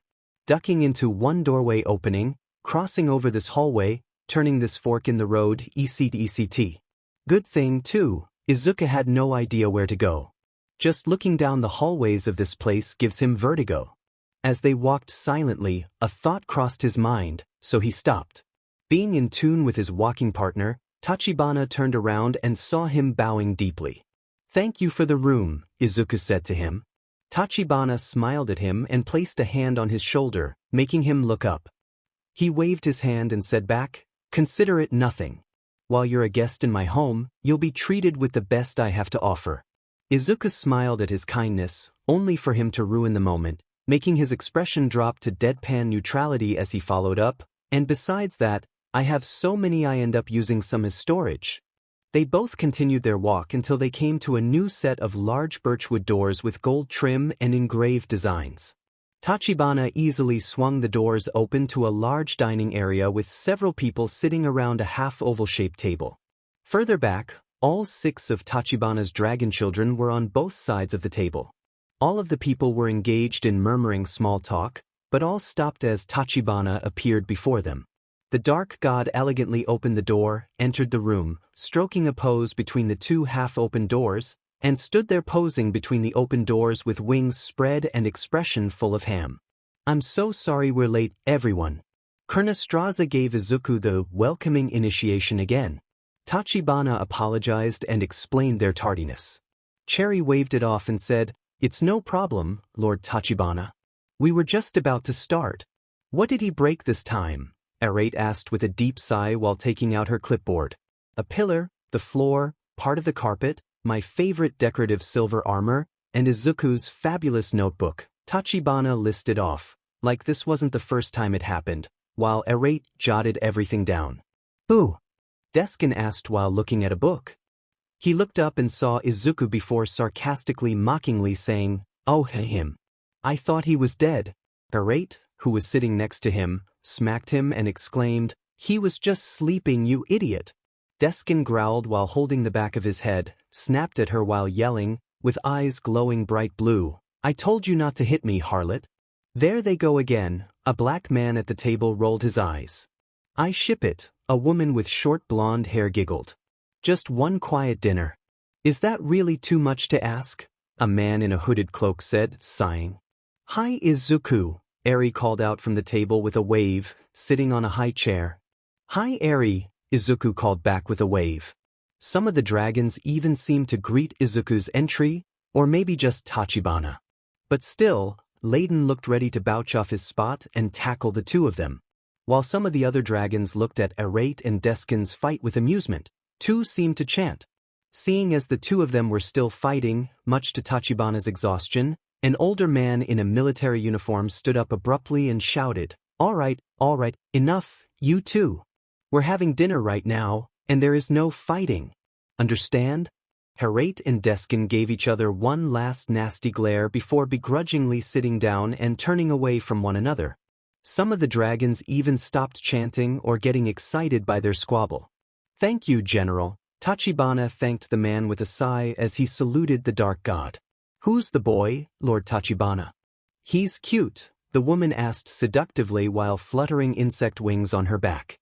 Tachibana decided to ignore her, pushed Izuku forward, and told him, "Izuku, I'm sure a few faces at this table seem familiar, so let me introduce the ones you don't know. The man with the hyena sprouting from the back of his head is my treasury advisor and accountant, Boltunjan." He introduced the first man. Boltunjan was a dark-skinned man of African heritage. He was tall yet thin, with no hair, green eyes, and small tribal tattoos on his head, face, and neck. He wore a similar outfit to Deskin, and his most outstanding feature was the spotted hyena head sprouting from the back of his head.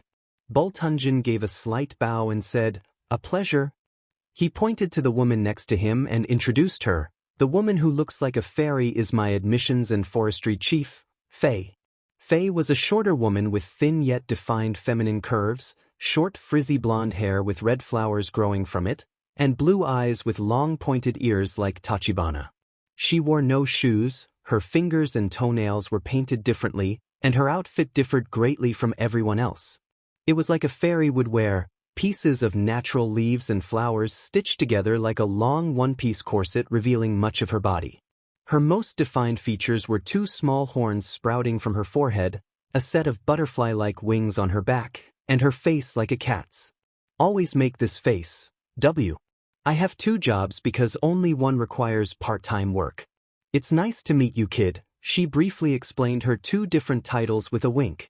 The man in the hooded cloak is Krynax, my alchemist and medical healer. Tachibana introduced the next man at the opposite end of the table.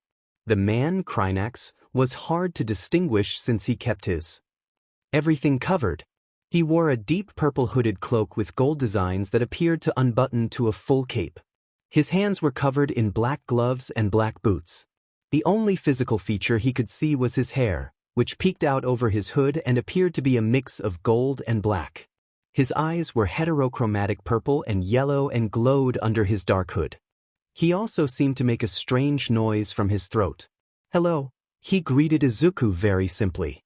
The older gentleman in the soldier uniform is the general of my army, General Douglas MacArthur. Tachibana introduced the last man next to Krynax. MacArthur was an older man in his 60s, stout, somewhat plump, with black hair beginning gray with hard green eyes. He was clean-shaven apart from his prominent sideburns. A large gash came over his face and down his neck as his most defining feature. He wore an outfit made for a man of the military, with different medals on his chest, ropes around his arms, and other insignias that Izuku didn't know. MacArthur saluted Izuku and greeted him, saying, "Nice to meet you, young man. Lord Tachibana speaks praises of your vast intellect and analytical skills. And last we have, Tachibana trailed off at an empty seat. His wings fell to the floor, as did his expression with exhausted irritation, and he asked, "Ah, damn it. Where is Hiltonheim?" "Same place he always is when you need more land to expand," Deskin told him. Tachibana wiped down his face with an annoyed groan and stomped over to what looked like a radio device sticking out of the wall. He turned it on, and an unseen speaker system clicked to life. His voice rang out over the whole castle, and he shouted, "Hiltonheim! Get your ass down here, it's dinner time!" Within a few minutes, the sound of something rushing could be heard from a set of stairs in the dining area. Then, the sound of panic, something crashing, something breaking, and finally, something falling down the stairs. Or rather someone as the sounds of someone screaming and saying ouch repeatedly. Another minute later, someone emerged from the stairs, bringing a trail of papers and scrolling with him in a jet breezeway. He tripped over his own papers and finally managed to catch himself before fixing his glasses and running over to Tachibana in a bow. "So sorry, Lord Tachibana. I've just been so in tune with this newest project you've put me on. I have so many ideas I want to try, and I dash." The man, no doubt Hiltonheim, apologized profusely and anxiously before getting cut off by Deskin. Yeah, we get it. You're overflowing with dopamine at the prospect of blah blah blah. Just get over here and sit down. If you miss another meal, Lord Tachibana is gonna hypnotize you into taking care of yourself, again, or kick your ass, again. Deskin rolls his eyes at his antics with an aggravated tone. No doubt this was a regular occurrence. Before leaving, Tachibana introduced him. "And this is Hiltonheim, my cartographer and topographical creator." Hiltonheim raised his head and locked eyes with Izuku. He was tall and skinny, had long, nimble fingers, sunken eyes with black rings like he hadn't slept in days, and a face that didn't hold much meat, appearing very skeletal. He wore large glasses and a strange hat that seemed to slope off to the side. His eyes were blue, his hair was short and brown, and he had surprisingly white teeth. He was dressed in a thick, multi-layered leather outfit with a body cape, shoulder guards, boots, gloves, and a satchel flung over his shoulder, overflowing with scrolls and papers. He even had over a dozen smaller pouches all over his body with paper pencils and a tool belt with tools he didn't recognize. Hiltonheim immediately stood up and scrambled to introduce himself in the most nervous and scatterbrained brain possible way. "Hey, nice to meet you. I'm Hiltonheim. But you already knew that. That was stupid." Come on, Hiltonheim, save yourself. I'm the head cartographer and topographical creator, but you knew that too, damn. I'm an idiot. I basically map out Drageria and help create geological areas with the help of Prince Nidhogg. Yeah, that's it. It's nice meeting you, but we're gonna see each other at dinner, which is now, and why am I saying all this dash? He rambled on. "Hiltonheim," Deskin yelled. Hiltonheim shrieked with surprise and ran over to his seat, leaving a trail of papers behind and leaving Izuku with a perplexed yet nostalgic feeling in his gut. Tachibana laughed, catching the green boy's attention. He quickly said, "I have a feeling you two will get along." Izuku realized how much this guy was like him. Tachibana clapped his hands and stated, "And together with me, they form my own personal council of 9. Helping run and make sure the country stays in top shape." Izuku looked around and was now amazed by this. Seeing all the people who helped make this country the place it is and seeing such people of power, no, being with such people of power was something else. Tachibana rubbed his hand eagerly and stated, "Well, let's not waste any longer. I can see some of us are getting impatient." He looked over to 3 of his children, who were already drooling or biting the pillars. "Let's begin," he exclaimed, quickly sitting with Izuku. Izuku was seated right on Tachibana's left side, with Cherry on his right and Deskin next to Cherry. Next to Izuku was Eri in her high chair, and beside was Arate. Izuku thought the 2 of them were separated during the introduction. He looked down at his place and saw a large empty plate with gold designs, what Izuku could assume was literal silverware, and a folded napkin. He looked over to Eri, who looked up at him with the biggest smile but was taken aback by how much she had changed. She was no longer dirty and covered in rags. She was clean and smelled much better, with hair that looked like fresh snow and made up into many little braids with a pink bow. She was even wearing an adorable pink puffy dress with a large bow tie in it. "You look so pretty, Eri," Izuku complimented her. Eri smiled bigger as she told him happily, "Eri-chan dressed me up." Izuku looked over and saw the woman fawning over the sight of the 2 of them, her hands on her cheeks, her eyes closed whimsically, and literal hearts floating off her. "In about 1,000,000 different outfits," Faye commented from the side. This snapped Arate out of her state and defensively shot back, "Hey! I've never had a younger sister to dress up. Let me have this." Before any more talking or arguing could occur, the same chef who brought Tachibana his 3 o'clock cake came through what Izuku thought of as the kitchen door and announced with a bow, "Dinner is served." A moment later, 4 different trolley carts came out from the double doors. They had bowls, pots of steaming soup, pictures of a colored drink, and fresh bread. The smell alone was out of this world, and Izuku realized just how hungry he was. The cooks came around and set out the bowls in front of them filled to the brim with soup, a whole loaf of bread, and the largest glass of the colored drink he had ever seen. The head chef then listed off the many things being served as they were served. "For today's starter, we have tomato soup in a basil balsamic with fresh Italian wheat bread. And for the drink, we have fresh grapefruit juice mixed with apple and raspberries." Tachibana licked his lips and excitedly stated, "Oh, this looks amazing as always, chef." The head chef bowed and replied, "Many thanks, my lord. Enjoy." And with that, he left with only the cooks and their trolleys behind to refill what needed to be. Izuku placed his own napkin on himself before helping Eri, who had no idea how to use it and was trying to wear it. After she was in, he grabbed his spoon and took a spoonful of the red soup. He blew on it and took his first sip. Now, he wasn't much of a soup person, but this was the most amazing thing he had tasted in a while. It almost brought him to tears. But he held back and continued eating between sips of soup, juice, and delicious bread bites. Meanwhile, on the far side of the room, Izuku saw the 6 dragons get served their food, which was a lot. All in all, they were each served huge piles of meat that had been prepared in different ways for each of them. Layden had a mixture of meat, giant dead bugs, and live grubs that he swiped up with his long tongue. Nidhogg got a combination of meat and rocks. Apalala had exclusively fish meat. Fafnir and Quetzalcoatlus are the only 2 with just straight meat. And Tanit also appeared to have straight meat at first glance, but another look revealed that each one had been rubbed with some kind of strong spice.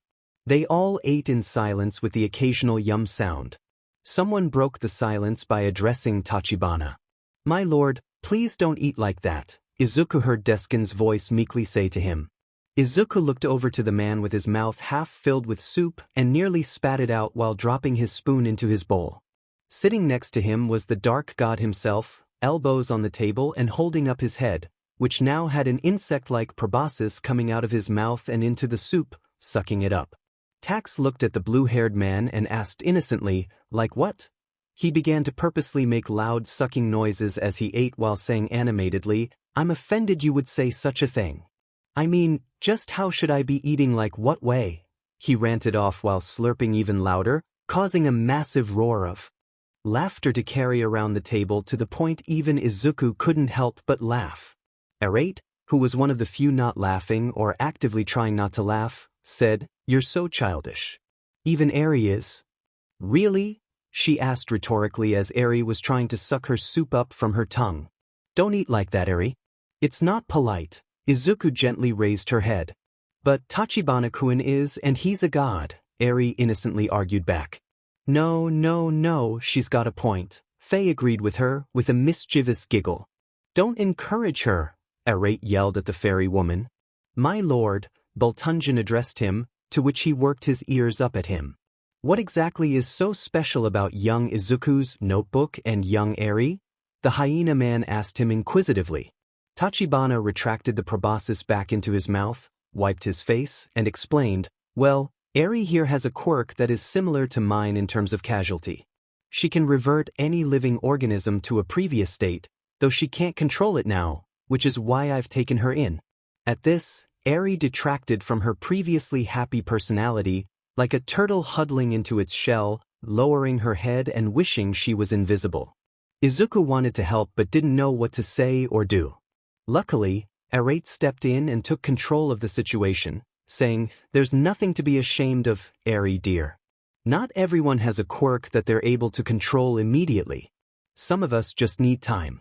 You'll be a master in no time with Lord Tachibana's guidance, she told her with a bubbly smile, which seemed to bring Eri back from her shell of shame a bit.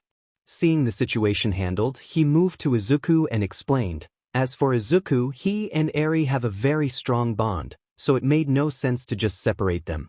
As for his wonderful notebook, I forgot it in the foyer. He trailed off as his shoulders slumped and ears fell. This caused another round of laughter at the table and seemed to bring Eri back out some more as she giggled at Tachibana's embarrassed expression. Really, Lord Tachibana? Bultunjin rhetorically asked through tears of laughter. Tachibana's face grew even hotter as he defensively shouted back, Hey, I was pissed off at Chronostraza. Whatever, lemme just. He trailed off as he stretched out his hand. A moment later, Izuku's notebook flew into the many pieces it was cut into. Once it was in his hands, the notebook was immediately restored like before, and he handed it off to Bultunjin while stating, There. See for yourself? Bultunjin took the notebook and began skimming it, much like Tachibana did. As Izuku watched the man look over his work, he felt an anxiety attack rise up through his gut, causing a cold sweat, which made him want to hurl. Bultunjin finished skimming, closing the book, and looking at the nervous-looking boy. With a flat yet sincere tone, he said, Young sir, this is just as amazing as Lord Tachibana says. I'm speechless at your analytical skills. Yet again, Izuku felt conflicted, surprise replacing his anxiety, and asked back, You really think it's good? Tachibana slammed his hand on the table, making everyone jump, as he shouted like the ham he was, Hey! Did my praises mean nothing to you? Now it takes someone else to convince you? I'm offended. He crossed his arms all animated, getting a few chuckles. Bultunjin gave a slight chuckle as he told him, Don't take it so hard, Lord Tachibana. You have a naturally bubbly and kind personality. Some people who aren't used to that might think you're just saying that to make them feel better. Tachibana whipped his head at him, which actually came off his shoulders, and flew towards him while defensively announcing, I never lie. This got a lot of laughter around the table as his body moved animatedly, and his face reddened as he exclaimed, And I'm not vain either. Before they could continue, the head chef walked in and announced, So sorry to interrupt your revelry, but the main course is ready. Tachibana's head returned to his body as he sat down excitedly and asked, What's on the menu today, chef? I'm super excited. The chef smiled proudly and stayed with clasped hands. Today I cooked up something special on request of Master Cherry for the arrival of Master Izuku and Lady Eri. Izuku and Eri both looked over at the red-haired man with surprise on his face. He smiled and gave a small bow as the chest continued, Today, I have cooked a special Drageria delicacy. Slow-roasted, honey-glazed, garlic-rubbed goose hog with collard greens and butter-baked potatoes with a spicy rub. At every word the chef said, the stream of drool coming from Tachibana's mouth got longer and flowed more heavily. "Oh, chef, you have no idea what you're doing to me," he said as the drool came out like a river. "Lord Tachibana, you're drooling all over the table and on the floor," Cherry said as his saliva began to spread, and the man lifted his shoes from the wet ground. "Oh, the floor isn't me," Tachibana told him nonchalantly. At first, everyone needed clarification about where this new liquid source was coming from. Then they heard some very heavy breathing. They all looked behind Tachibana's much larger chair and saw Layden standing there, drooling even harder than his dad while breathing excited, hungry breaths. "Prince Layden, show some dignity," Hiltonheim scolded the dragon who didn't listen. Tachibana wiped his own face while causing the drool on the floor and table to evaporate miraculously as he told the purple dragon, "This isn't for you, baby boy. This is our food." "You got your food." Layden immediately dropped his head on the ground so hard it made the floor quake a bit. He made a high-pitched sound like a toddler complaining. Tachibana rolled his eyes and said back more firmly, "Don't whine." Layden made the same sound again, this time longer, and Tachibana mimicked him while telling him like a dad, "See, I can do it too. Now go back with your brothers and sisters." Layden, like a child, dragged himself across the ground back to his spot and begrudged his own life of meat. With this, the chef bows as the soup trolleys roll out, and a new, much larger one is pushed out with the main course. The goose hog was like some kind of pig mixed with several bird parts. Izuku could tell this since the head was still attached. It sat on a silver platter surrounded by decorative greens and fruits. Two smaller trolleys came in with the side dishes. One held the mixed collard greens, and the other had the butter-baked potatoes. Like the soup, it all smelled out of this world, and Izuku felt hungry all over again. The two smaller trolleys came around and quickly served everyone their side dishes, while the larger ones stopped at each individual person to cut off and serve them the meat of their choice. Oddly enough, Tachibana was served last, which didn't insult anyone, especially Deskin, who was usually quick to defend his honor.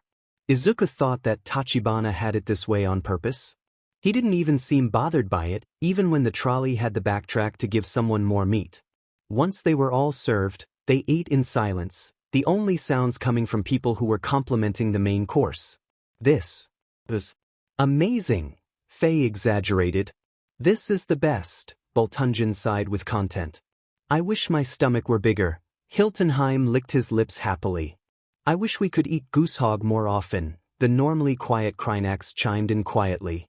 "Yummy," Eri exclaimed with food all over her mouth.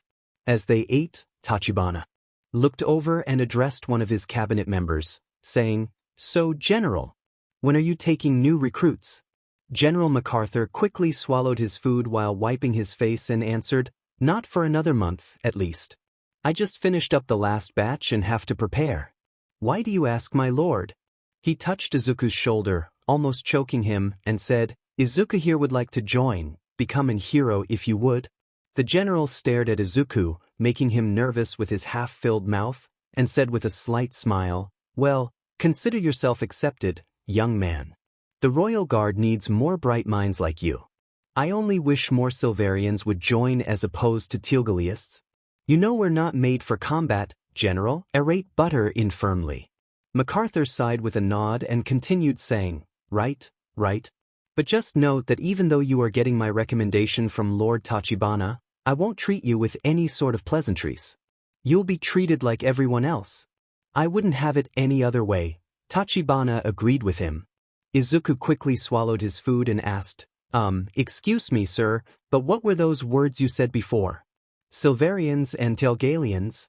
Tachibana's ears perked up at the question while Deskin and Cherry smiled in recognition at one another as the Dark God replied happily, "That is a very interesting tale involving Deskin, Errate, and even Cherry. And it goes back to where my kids and I first formed Drageria from the open sea." Izuku and Eri's ears perked up at the man's vague and mysterious explanation. Eri excitedly summed up the situation and their feelings by asking, "Is Tachibana-kun going to tell another story?" "Yes, Eri." "Yes, he is," Eri told her with a smile. Eri practically bounced in her seat at the prospect and looked at the man with bated breath and glittering eyes, while Izuku just sat there and stared intently at him. Even some of the other occupants lent their eyes and ears in amusement. Tachibana giggled and said, all right, settle down. I won't be able to concentrate on my story and pull the past from my brain if I have so much going on at once." He then cleared his voice, straightened up, and ruffled his wings while saying, "Now let's see here, where should I start?" Back a long time ago, nearly 300 years to the day, I and my kids exited the Cave of Origins and set out to find a new place to call home. He began like an old storyteller weaving his take, as mostly everyone intently listened. Since no place in the world would ever accept a spider and 6 hyper-powerful dragons, I had the brilliant idea of simply making our own. Do we track to the middle of the Pacific Ocean, where I had my son, Nidhogg, create a small plot of land for us? Unfortunately, doing just that tired him out greatly. So, instead of working my son to death, I had another brilliant idea. I had my other son, Fafnir, blow his fire into a semi-man-made volcano. And surprisingly, it worked. All eyes turned back to the lazily chewing Earth Dragon and the Fire Dragon, who gave them a prideful, knowing side glance. The volcano created 3 times more than the small plot of land my son had made. So then I had an even more brilliant idea to do it all over again, but this time, bigger. And so I did. Nidhogg made the volcano 5 times bigger while I and my other kids took shelter on one of Apolala's ice domes. Fafnir ignited it, and I might have slightly miscalculated the provocations of such power, which ended up nearly burning or melting us alive. But once it all cooled, there was even more land than before. That same volcano eventually became the castle we now live in, he told the kids while moving around the room. Izuku and Eri ogled at the space, story, and provocations it all held. Tachibana could not help but smile at their combined childlike cuteness and inquiry. He continues with his story, saying, "Then I decided to do the whole thing again, but this time from the opposite side and with an even bigger volcano and more of them. This time, I took the proper measures to ensure there would be no accidents. The volcanoes were built far bigger than the future castle. They were detonated, and my kids and I spent a long time waiting for them to come out. After it all finally cooled down, the basis for Drageria was finally made, and the mountain range behind the castle was created. At this point, however, it was nothing but a stone with no life. But that is where the Regiites, Silverians, and Tialgalians come in." Izuku glanced back at Fafnir and saw the dragon smirking at him for Tachibana's praise of his accomplishments. He also looked back at Nidhogg, who was now asleep, much to Izuku's unamusement. Eri raised her hand, and before being called to ask her question, she blurted out excitedly, What are those words you say?" Instead of Tachibana answering her question, Eri answered, "That's what Deskin, Cherry, and I are, the tribes we come from." "Tribes?" Izuku asked her, fully confused, never knowing such a thing exists in such a modern time. "Yes, Izuku. You see, we all come from a group of people who all share the same quirk," Cherry chimed in. "No way," Izuku exclaimed in shock and amazement. "Yes, that's right.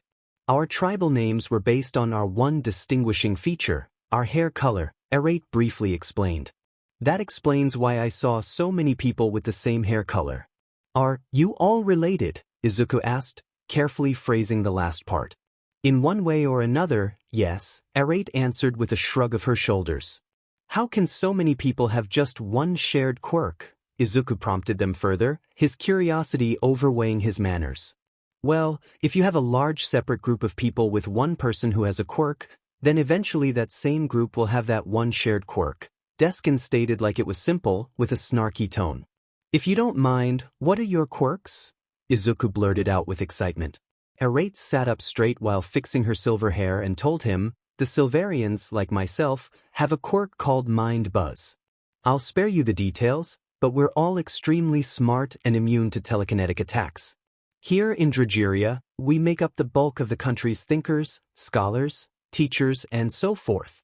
Cheery spoke next and explained, "My tribe, Regiites, have a shared quirk called red blood. It basically makes us stronger and faster and possesses more endurance than any normal human. So we make up the bulk of the workforce in Drageria. My tribe, Tialgalians, have a quirk called undying fury. When we are angry, we enter a berserker-like state that makes us stronger and hard to put down. We even have longer lifespans. You could break every bone in our bones and we'd still fight to the end. You have to kill us to get results. Even then, that's a stretch. And we have the most important job of making up the main bulk of the royal guard for Drageria," Deskin boastfully propelled while standing in his seat. "If you're not getting into fights all the time," Faye sassed him from the side with a snicker. "Oh, shove it, you horny fairy," Deskin yelled at her while nearly jumping on the table. "I'd let you do that any day," she said back with a seductive wink, making Deskin get angry and flustered. All right enough, you two." The general yet again broke up another fight. After things simmered down, Izu asked, "What brought you all to Drageria?" Arate, Deskin, and Cheery all seemed to slump in their seats at this, and Izuku looked around in confusion at their discomfort. However, Arate broke the tension by saying, "Well, that's more of a darker part of Lord Tachibana's tale." All eyes turned back to the Dark God, and he continued with his story. "After I had made the land, 3 different ships had sailed into my waters at 3 different times. They landed on my shores, and at first, I assumed they were here to kill me and my kids for money or glory or whatever. But after seeing the, state they were all in, I knew that wasn't the case. So I approached them and each group at every time, and they all reacted as well as could be expected when faced with a giant talking spider and his 6 dragon children tailing him. But after a talk and some begging, I allowed them all to stay and help build and grow Drageria into the country it is today. On the one condition, they gave me their loyalty." He spun his tail, making Arate, Deskin, and Cheery smile at it. "They didn't have much to offer since they came with so little, but we made the best of it. So with what little resources they had plus the work of my other children, mostly my children, we made Drageria go from a barren rock in the middle of the sea to practically a second Eden," he exclaimed while spreading his wings. Izuku and I watch and listen with childlike excitement. Apalala made freshwater springs and streams. Quetzalcoatlus brought rain and wind with seeds and fertility. Tanit made light so rich and strong that it caused plant life to bloom in minutes. And Layden, he stopped briefly as all heads turned to the purple dragon, who was currently cleaning his private area. Some people laughed at this while Tachibana sighed and followed up, saying, "Well, reinforced the current plant life to become much stronger and helped make the primordial ooze from which new species of flora and fauna emerged." Izuku's bubbly laughter quickly faded to shock and amazement. He looked back at the goofy dragon, who was licking his eyes, and couldn't believe that someone like him could actually create new life from, well, his mucus. Izuku wondered if there was more to Layden than being just a poison dragon and if what he produced really was poison at all. Now, the reason they came, well, that's a totally different reason I'm sure they would be more comfortable telling you. Tachibana offered the storytelling spot to his 3 consorts. Izuku and Eri looked at the 3 people, but all of them were silent and looking away or proceeding to occupy themselves with something else. Izuku knew what they were doing. He always did it when comforting his mother or when he used to. He could feel their discomfort at the direct offer, and Izuku knew he was the only one who could stop this from going downhill more. Izuku told them, "You don't have to if you're uncomfortable." "I understand." Harate held up her hand as she said with a shaky voice, "No, no, no. You should know. If we don't remember and learn from the past, we are doomed to repeat it." She wanted herself with her hands, as her face grew hot. She took another shaky breath to calm herself and told them her story. The Silverians were quartered off by the government to be used as thinkers to manage their country better or even think of new ideas, inventions, etc. We were used for our intelligence and never allowed to pursue any other passion. I may not have been around then, but my parents' stories still frighten me today. While rubbing his hands, Cherry took a shaky breath and told his story. The Regiites are similar to the Silverians. We were essentially kidnapped by the government of the country we previously lived in to be used as cheap labor. They said what we did was good and that we were helping expand the country. But the reality is we were nothing more than slaves. Also, my history is the same as Arate's in terms of experience. Then all eyes fell on Deskin, who looked the most uncomfortably defensive. With body tense, he blew out a stressed raspberry and explained in an uncharacteristically low tone, "My people aren't like either of them. We didn't happen by sheer accident. We happened as a byproduct of a government experiment back when quirks were rare. A man with undying fury was put into, well, a prison with a bunch of quirkless women. He was forced to reproduce with all of them. One thing led to another, and they all gave birth to children of the same quirk. The government tried to use them as trained super soldiers, but abused them until they realized far too late about just how much stronger they were." He slumped into his chair, looking like a small ball. After that, everything had gone quite apart from the sounds of the dragons eating. But that silence was quickly disturbed as Tachibana added, "There actually used to be a fourth tribe called the Goldillions. But they never came to Drageria. By the time I discovered their existence, they were all gone. I punished their country by eating all the souls of the inhabitants, leaving the place completely abandoned and desolate." "Wow," was all Izuku could say as a heavy silence filled the room. "That's sad," Eri chimed in as well, on the verge of tears. "That it is, Eri. It is sad, but that's humanity for you. What isn't the same as us? We either destroy or seek to control. That is why we must learn from the mistakes of the past and not repeat them." Tachibana then came over to Eri, got down to her level on the high chair and placed his hands on her shoulders, told her with a serious tone and expression, "Never judge anyone, Eri, just because they are different. And never think you're above anyone else. 'Cause the truth is that's just not true for anyone." "Except you?" Eri immediately asked back, making Tachibana go stiff. Well, Tachibana faltered with his words. His face went pale, and a sweat poured out of him. He then looked to his cabinet members, some of whom were on the verge of laughter, and he begged through gritted teeth, "Help me out here." "Questions later, food now," Faye shouted out. Tachibana stood up suddenly from his spot next to Eri and shouted while taking his seat. "Food. Let's eat and not let this wonderful meal go to waste." At this point, the atmosphere seemed to shift slightly at Tachibana's over-exaggerated freakout. Everything returned to normal. Somewhat as they all fell back into silently eating their food or requesting more. The only sounds present were the utensils cutting meat, stringing the plate, and the dragons loudly chewing or pulling their food apart. Eventually, it came to the point where Izuku felt like he could speak out freely and ask more questions. He looked down at the table, towards Boltunjin, and addressed him. Boltunjin." The hyena-faced man looked up from his plate at the boy as he continued his statement. "I'm sorry if this seems rude, but can I ask you about your quirk? It seems really interesting." Boltunjin swallowed his food while wiping his mouth and replied, "Not at all, young master. In essence, my quirk makes me a kind of lycanthrope." Izuku tilted his head to the side, confused. Boltunjin chuckled and explained further, "A werewolf or were-hyena, in my case."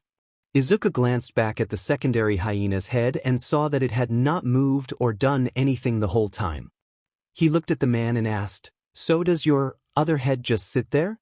Without warning, Boltunjin's head did a 180, and the hyena was in the front. The hyena said, snarling and animalistically deep, "What gives you that idea?" The sudden shift, Izuku immediately yelped and jumped back in his seat.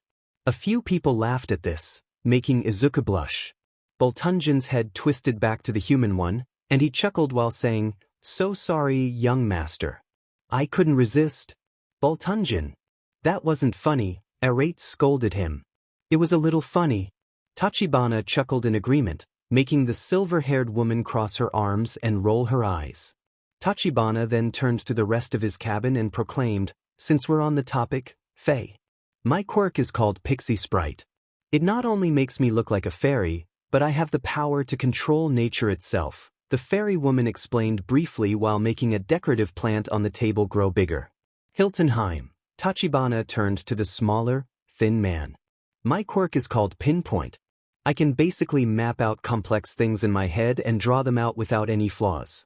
That's how I know where and how the land should be moved in Drageria, he explained while taking out a topographical drawing and showing it to the young boy. Krynax, Tachibana called the mage. Alchemist, he uttered one single word, confusing Izuku. Deskin let out a loud and aggravated sigh while explaining to him, he can take literally anything and make it into something else. He even knows what things will make other things without any prior knowledge. Seeing that the general hadn't gone yet, Izuku, without thinking in his excitement, suddenly asked him, "What about you, General?" "Nothing," the man replied while cutting his food. "Nothing? Wait, you're quirkless too?" Izuku asked again without thinking. "Yes, I'm also, too?" The general stopped eating and looked up at the boy in curious confusion. Izuku immediately recognized what he had said without thinking about it. He felt a pang of fear and anxiety rise through him, making his face go red and hot and causing sweat droplets to form. He was frozen in his own body. His brain refused to make him move, like an animal caught in the underbrush, trying not to move to avoid detection. He looked around the table, with his eyes being the only part that could move. All eyes were on him, and all faces had different resting expressions. He wanted to return in time and take it back, but it was too late. The cat had been released, and now everyone was waiting for confirmation. Izuku wouldn't lie about such a thing. He couldn't. Especially with Tachibana sitting right next to him, no doubt reading his current thoughts. There was no way out of it. He had made his own bed and had to lie in it. He released a breath he didn't know he was holding and tried to speak. Izuku trailed off, trying to find his vocabulary as everyone stared at him. He sighs and finally comes clean. "I'm also quirkless," he finally forced himself to speak. Everything was silent as Izuku finished his statement and looked down at his plate, for about 5 seconds, when Faye jumped up from her seat, flying above the table and shouting loudly. "Yeah. One more and we'll have a set," she proclaimed with glee, sending shock and confusion into Izuku's. "Faye, that's inappropriate," Arate immediately scolded her. Faye tilted her head and coyly said back, "What? It's true. General, when are you gonna get hitched already and have a kid?" This made the older man close his eyes with an angry blush on his face. "Faye!" Arate shouted at the flying woman. As Izuku looked around at all the people who didn't have the expressions he was expecting, he asked aloud, "You all really don't mind me being quirkless?" Arate and Faye stopped fighting as they all looked back to the young teen, and the fairy woman said, "Why would we care about that? No one can control how they are born." Izuku looked over to Tachibana in disbelief. With a slight chuckle, the dark god smiled and said, "As I've said, Izuku, here in Drageria, we don't judge by the nature of your quirk but by the color of your character." With that, Izuku broke down in front of all of them. He dropped his face onto the table, covered his head with his arms, and began to sob uncontrollably. He felt such relief like never before. It was like back in the carriage but on a much different level. These people weren't expected to like him simply because they were in close quarters with their leader. They didn't judge him because they just didn't. It filled Izuku with hope and joy, knowing he was finally in a place that genuinely accepted him and allowed him to do what he wanted. He sat there for who knows how long and released even more of his pent-up emotions. Eventually, he felt a hand on his back rubbing him. He knew this was Tachibana trying to soothe him, and so with this as well, he continued his emotional outpouring. He almost got Eri into it, but luckily, Arate could keep her from sobbing with him. Even some dragons stopped eating to see what had killed the mood again. Even the ever-goofy and childish Layden inched forward in worry of the teen's sounds of sadness, even poking his seat with his horn. Eventually, the mood in the room stopped when the head chef came in to make yet another announcement. "My lords and ladies, He trailed off while seeing the sight before him, seemed to be interrupting something. He quickly caught himself before trying to leave. But Tachibana stopped him with his raised hand and quickly said, No, chef, you're fine. We had just finished our meal." Izuku raised his head, still dripping with snot and tears, as he forced himself to breathe and say as clearly as he could muster, "White. Thank you, chef. It was the best thing I've had in a while." "Yeah. It was super yummy," Eri chimed in. The chef smiled and bowed deeply, his hand on his chest, as he gratefully stated, I am elated to hear this from you both. He sat up and told them with an excited smile, I hope you're both ready for dessert. Oh, you know it, chef, Tachibana responded promptly, sitting down in his seat and making all the used plates and utensils disappear, no doubt, into the kitchen. The head chef clapped his hands, and over a dozen different trolleys came out of the kitchen's double doors, each one overstocked with a single dessert of a different kind. Everything from cakes, cookies, ice cream, and everything else in between. A cook next to the head chef stretched out her arms, and all the desserts floated onto the table individually. Tachibana looked at the desserts with wide eyes, like a starving animal looking at a fresh corpse. While Izuku and Eri stared with shocked wonder at so many different sweet delicacies laid before them, and seemingly all for them. Here it is, dessert, the chef announced boisterously with a bow. Before he could leave, Cherry stopped him with an important question. Chef, why is there so much? The soft-voiced man asked with some humph in his tone. The chef turned to the red-haired man and answered, Oh well, it was specially requested. By who? Arate chimes in with eyes narrowing. Just before he answered, with all eyes on him, Tatch made silent gestures with his hand to avoid saying anything, though unfortunately, the chef did notice this. And the head chef said with confidence and joy, Why Lord Tachibana, you of course? Everything went silent again as all eyes traced back to the dark god, who had quickly stopped his shushing silent gestures and tried to play it off cool with a stiff expression. However, his play was fooling no one. However, the tension finally broke when Faye shouted with glee, Yay! Lord Tachibana, Arate yelled at him. Tachibana stood up on his seat, backing away with hands out in defense as he defended himself back, saying, I said I was going to introduce Eri to every desert known to man, and I will. She'll get fat, Arate yelled back while jumping from her seat. She's 8. She'll burn it off by breathing. Tachibana fought back while waving her accusation off. She'll get sick, she yelled while poking him in the chest. She's only tasting all of them, Tachibana yelled back into her face. You're going to waste all this food? She yelled, motioning to the smorgasbord of assorted sweets on the table. It's for a good cause. And besides, me and the kids will clean up the leftovers. Tatch argued back with nose turned up, eyes closed, and chest out. Sugar isn't good for them. Arate argues back. Says who? Says me. Desert. Desert. Desert. Desert. Desert. Desert. Faye and Hiltonheim chant happily while some of the dragons chant with them. Stop acting so childish, you too, Deskin yells at the two of them and the dragons. The desert. Eri eventually chimes into the chant, albeit more reserved. Great. Now Eri is doing it. Boltunjan sighed while gently face-palming himself. There goes the piece, Krynax added his 2 cents quietly. As much talking, arguing, yelling, and cheering made its way around the table, Izuku couldn't help but smile at all of it. Before, everything in his leg always felt so stagnant, forced, or even superficial. Even his domestic life didn't feel domestic at all. There was always an air of unease or stagnation when he was there with his mom, as if nothing was as it should have been by some unknown force. But here and now, in all this madness, it truly felt like home, family, and something more. Maybe belonging? He didn't know, but he did like it a lot. Tachibana-san. He called the man's attention, who put his finger over his secretary's lips to hush her as he gave his attention to him. Thank you for everything so far, he said to him with all the gratitude he could muster in his voice. Tachibana smiled at him and then roughly ruffled his hair, saying, Don't thank me yet. Your new life is just starting. Izuku couldn't sleep, simple as that.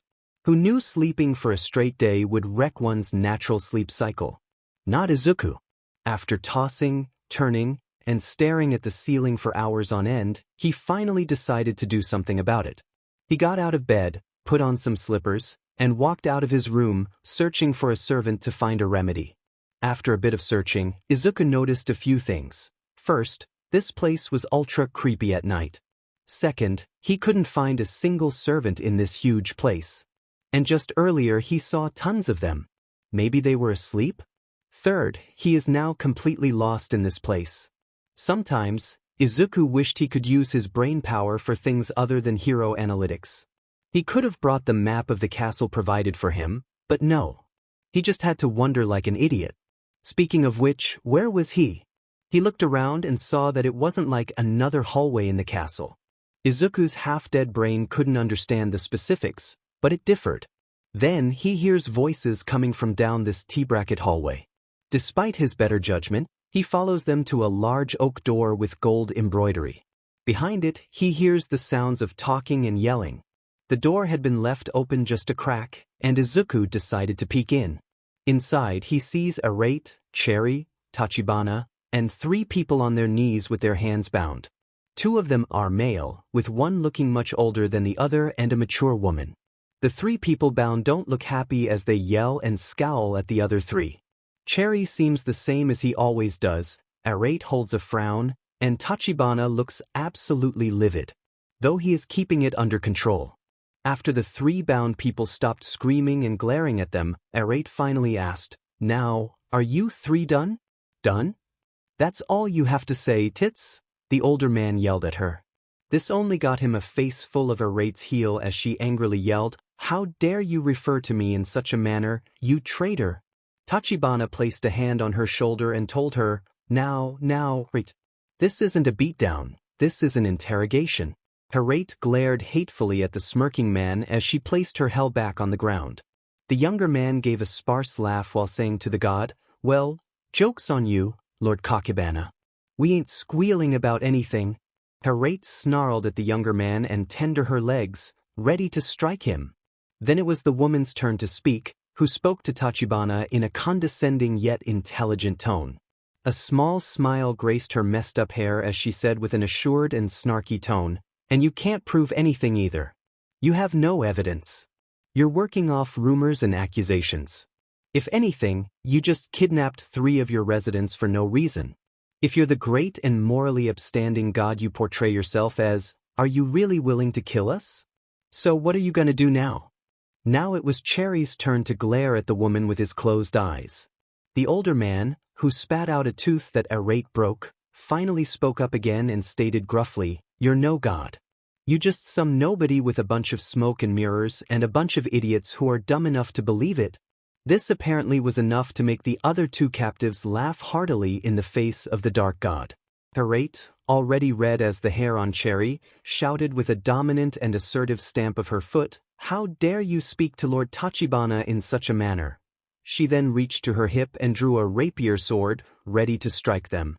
However, Tachibana caught the tip before she could plunge it through the older man's chest and told her, in a calm tone, "Hold on, Arate." Arate looked at the dark god, who gave him an assured expression with a dark glint in his eye alongside a cast smile. Arate released the tension in her arm, knowing what her lord meant by this, and resheathed her sword. She stepped aside and allowed the dark god to close in on the older man. His shoes clocked against the floor as he approached. "So, you really believe I'm no god?" Tachibana asked the man while nodding his head smugly. "You truly believe that?" Tachibana asked again, stopping at where the man kneeled, only to get a nod without the smugness. "All of it?" he asked again, this time leaning eye level with the man, getting a less assertive nod in return and a nervous expression. "With every single shred of your weak, limp, mortal being?" Tachibana asked in a cold tone, his eyes glowing, his aura spilling out, and his form demanding. Getting no nod from the man apart from a pale expression coupled with wide eyes, sweat, and an open mouth of fear. Even from behind the door, Izuku could feel the overwhelming power that Tachibana was putting out. And it was terrifying. He couldn't imagine what it would be like to be right in front of such power. All the while, Arate and Cherry just stood there, seemingly unaffected by such presence and pressure. Before anything else could happen, Hiltonheim burst through another door in the room, calling out for Tachibana. "Lord Tachibana! Lord Tachibana!" he shouted as he barely kept his belongings in his many pouches and hat on his head. "Lord Tachibana, I've gotten no—" He stopped midway through his franticness, seeing the scene before him. "Am I interpreting something?" he asked with fearful awkwardness. Tachibana stood up, turned off his aura, and waved his hand. He replied, No, Hiltonheim. Not at all. What have you got? Hiltonheim almost froze as he shuffled through his pouches, looking for something. Oh, we've intercepted our 3 traders' rendezvous with their buyers. Their ships are sunk, and no survivors have been found. We've collected everything taken or recorded by them, he told Tachibana while handing him a folder. Tachibana took the folder and said to him, "Excellent work, Hiltonheim. You may retire for the night." Hiltonheim bowed and left through the same door he had burst through. Once gone, Tachibana opened the folder and quickly perused its contents. Satisfied with what he found, he closed it and handed it off to Cherry. He looked back at the 3 tied-up people and said, "Trying to sell our info to someone across the sea, eh? Our system of money, military formations and techniques, building structuralism, a full topographical map of our country, people in power, and our systematic weaknesses. All in your collective names to assure your payment from your third-party dealers." He looked over them with a demanding presence while asking with only eyes downcast at them. "So what was that you were saying about lack of evidence?" He got no reply, and Tachibana shook his head as he said with a disheartened tone, "You know, I honestly expected better of my people. So honestly, this is just sad." "Screw you. This is your fault anyway," the younger man blurted out. Tachibana snapped his neck towards him with an expression of held-back fury. With veins popping in his head, he asked incredulously, "My fault?" The younger man piped up in fear, but the older man managed to pick it up and exclaimed, "Weiss, your fault." The older man almost went mute as Tachibana snapped his head over to him and demanded in the calmest voice possible, "Well, go on. Don't leave me in suspense." "Elaborate." The older man gulped, breathed, and then forced himself to speak. Why keep us here? All of us here. Locked up like some kind of human zoo. Away from the outside world. Some of us are completely unaware of it. You make us your prisoners." Tachibana raised a skeptical eyebrow as he asked the nervous man back, "Is that what you think?" "Truly?" The man gave a less than assured nod. Tachibana glared at him and continued, "Oh, you aren't just sad, you are foolish as well." This made the 3 people rail back and glare at him with dirty looks. "I don't keep anyone here imprisoned or uneducated any more than I do to the wild animals that roam our forests. Anyone is free to renounce their citizenship and leave just as easily as they are to come. To assume otherwise is simply idiotic," he stated like a simple fact. "The reason I try my best to keep outside contact to a minimum is for the purpose of protection alone. We are a small country with very little ability to handle large-scale catastrophes. Especially other countries that wish to rule over us. And knowing my power, other countries would come to fear and then hate us, and I will not let that happen," he stated the last part with an assured firmness. There was silence as the room settled with the information given. Then, a curdled sound emerged from the old man's lips, a sound of frustration and disgust. The sound evolved into a growl, and he finally blew like a volcano. "Screw you. And screw your fake power," the man shouted while trying to get to his feet. Tachibana glared at the heavily breathing man, and without looking at his associate, he waved them off, saying, "Leave us." Cherry and Arate seemed to know what this implied and left quickly through the same door that Hiltonheim did. Once gone, Tachibana approached and leaned down towards the older man while asking, "So, you think my quirk is fake? Just a big hokey lie I came up with to attain power over those with weaker minds?" The older man ground his teeth, red in the face, and nearly tried to bite Tachibana as he yelled, "Yeah, we do. Soul Eater, what a ridiculous thing. As if you could take something as unreal as a soul." Tachibana raised his eyebrow again as he rhetorically asked, "So you truly don't think my quirk is what I say it is? That there is no such thing as the idea of souls?" Tachibana's dark aura seeped off him once more, preventing the man from replying or making any gestures. Seeing this, Tachibana asked again, "Well, here's another question for you." The older man almost looked confused as Tachibana grabbed him around his fat neck and asked with a red color swallowing his eyes, "Do you want to test that theory?" A look of fear and panic took over the man's face, but he didn't have enough time to gasp as the silhouette of his body clothed a bright purple and out from his back emerged a sphere of purple energy that seemed to hold its round form, but also move like fire. With this thing removed from him, the older man dropped to his side, unmoving. A round of gasps surged around the room as a feeling of panic and dread flooded every corner. The only one who reacted was Izuku, who covered his mouth with his hands. Without a moment to spare, Tachibana moved to the other younger man and touched his bare skin, too, resulting in the same sphere being produced from his body on the opposite side and his form dropping to the ground. The two orbs floated around the dark god's head as he moved his gaze over to the frozen woman in an intentionally creepy manner. Once the two made eye contact, a lipless smile emerged on Tachibana's face. He stood up and took one step towards the woman. The woman immediately jumped back in a panic and began to scream bloody murder. She managed to scoot back until she hit the wall, where she continued to scream as Tachibana slowly made his way to her. "Help! Someone, please help me! He's gonna kill me! Help! Help!" the woman screamed as she tried to push herself against the wall more. Tachibana didn't react to her pleas of panic and distraught. He only advanced slowly towards her, step by step, one click after the other.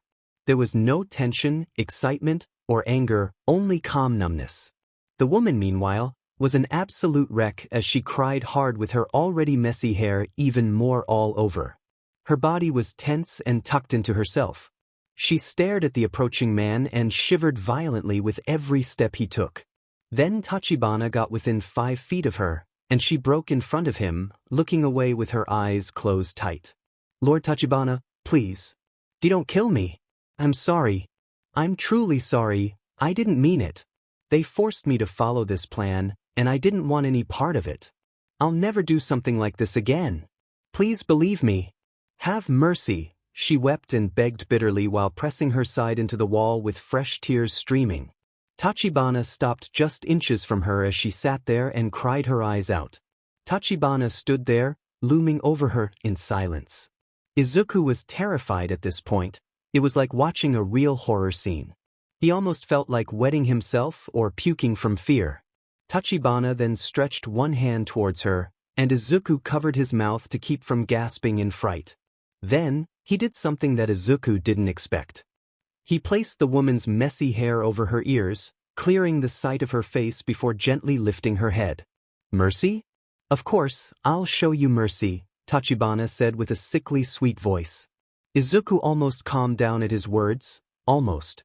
But when he replayed the image in his head, he heard the underlying tone in the dark god's voice. That sickly sweet tone was just a mask for a much dark emotion lying right beneath the surface. However, this ruse completely fooled the woman. Once she loosened up at his words and tender touch, she lifted her head in relief, only to see something that made her go pale. Instead of the kind, Tachibana's bright, merciful face now stood a black-eyed, black-mouthed creature. Dark goo-like tar dripped from his empty sockets, and a black open mouth curved into a cruel smile. The only thing to be seen was small sharp teeth evenly spaced and placed in the black dripping maw. The woman didn't even have time to react as another orb emerged from her back, and her lifeless body slumped against the wall and onto the ground. Izuku was horrified. A new person walked in just as he stood with the new orb floating around him. It was a man dressed in a full-body cloak that seemed to be made of scales. Gloves adorned his hands, goggles shielded his eyes, boots tapped under the material that covered his body, and the distinct smell of brimstone wafted off of him. "My lord? Is it done?" the man asked. "Yes, Keeper, it's done," Tachibana said with a relieved sigh, straightening his posture and cracking his neck. "What shall be done to the bodies?" Keeper asked. "So they were dead. Tachibana did kill them. Those orbs were their souls." At first hearing his quirk, at least how he described it, it sounded so cool. But now, seeing it firsthand was absolutely horrifying.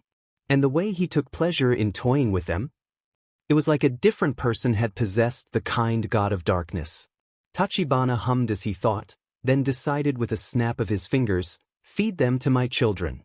It's been a while since they last dined on human flesh, and I think they deserve a treat." "On your command, my lord," the keeper bowed while slinging the 3 bodies over his shoulder and carrying them out. Once gone, Tachibana held out his hand, and the 3 souls gathered together. He looked at the souls like a starving animal looking at food. His eyes glazed over, his mouth dropped, his body loose with anticipation. He licked his lips while sucking in spit. "Ugh.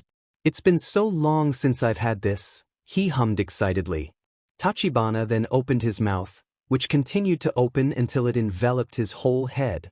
Rows or sharp needle-like teeth, spaced and rowed like a shark, lined the inside of his mouth with a long, thin tongue. The soles floated into his open maw, and once they were far enough in, the jaws clamped down with a surprisingly loud clamp, like a bear trap shutting closed.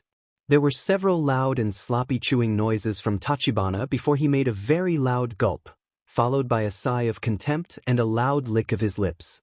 Izuku, at this moment, was terrific beyond words. If he could see himself now, he would probably be trembling like a leaf, pale as a ghost, and on the verge of fearful tears and vomit. He knew he had to get away now. This wasn't something he was supposed to see. He tried to back away slowly and quietly but didn't get so much as a step away before his but hit a decorative vase, causing it to sway roughly before falling over and breaking with a loud crash. The sound, obviously, alerted Tachibana and made him look where Izuku was spying. The green teen froze, hoping he would look away or disconsider it, but he didn't. The large-mouthed, sharp-toothed, black goo-dripping hollow eyes of Tachibana stared in his direction as he spoke with a distorted voice that didn't sound like his own, more like someone else speaking through his body, asking, "Izuku?" This finally gave Izuku back control over his body, and he took off at a full sprint. He refused to look back and only continued to look and run forward, even as Tachibana called out to him. Izuku didn't care. He didn't listen. He just wanted to get the hell out of there. He had no idea where he came from or even where his room was, but he ran anyway. He ran and ran until he finally came to what seemed like some random room in the castle.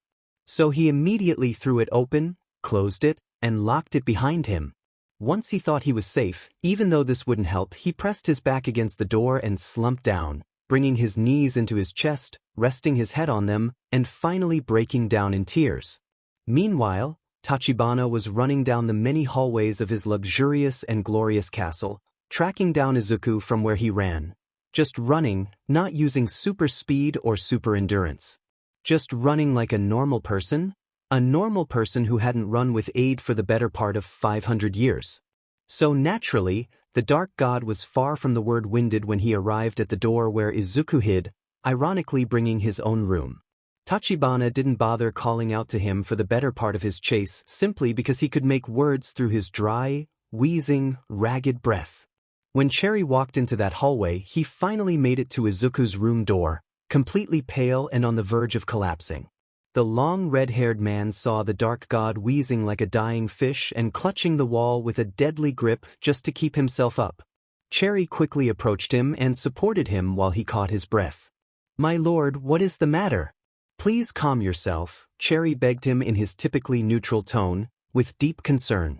Tachibana attempted to speak, but Cherry stopped him by saying, "Please, my lord, don't force yourself. Just breathe." Tachibana took in several huge breaths of air before he could finally start making coherent words. Once he was calmer, his first words were, "God, I really am getting old." "Tachibana, what happened?" Cherry nervously and impatiently asked him. "Izukami prisoner's souls eat," Tachibana managed to force out in one phrase. "So young Master Izuku saw you feeding?" Cherry asked while biting his nail. Tachibana nodded.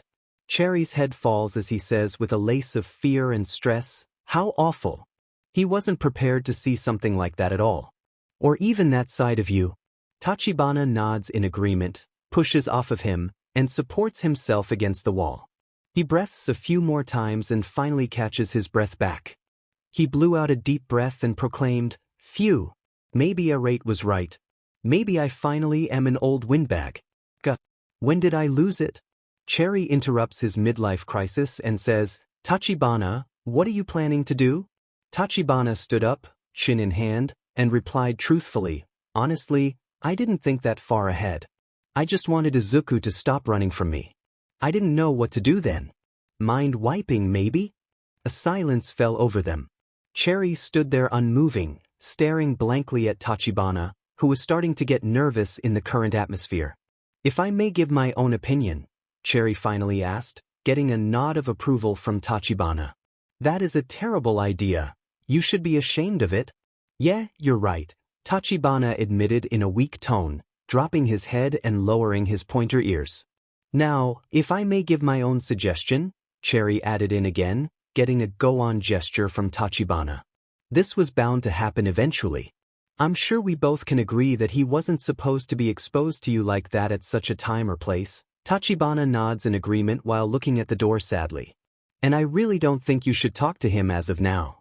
He's probably too scared to consider it a conversation. Tachibana once again agrees with him about lambading shame.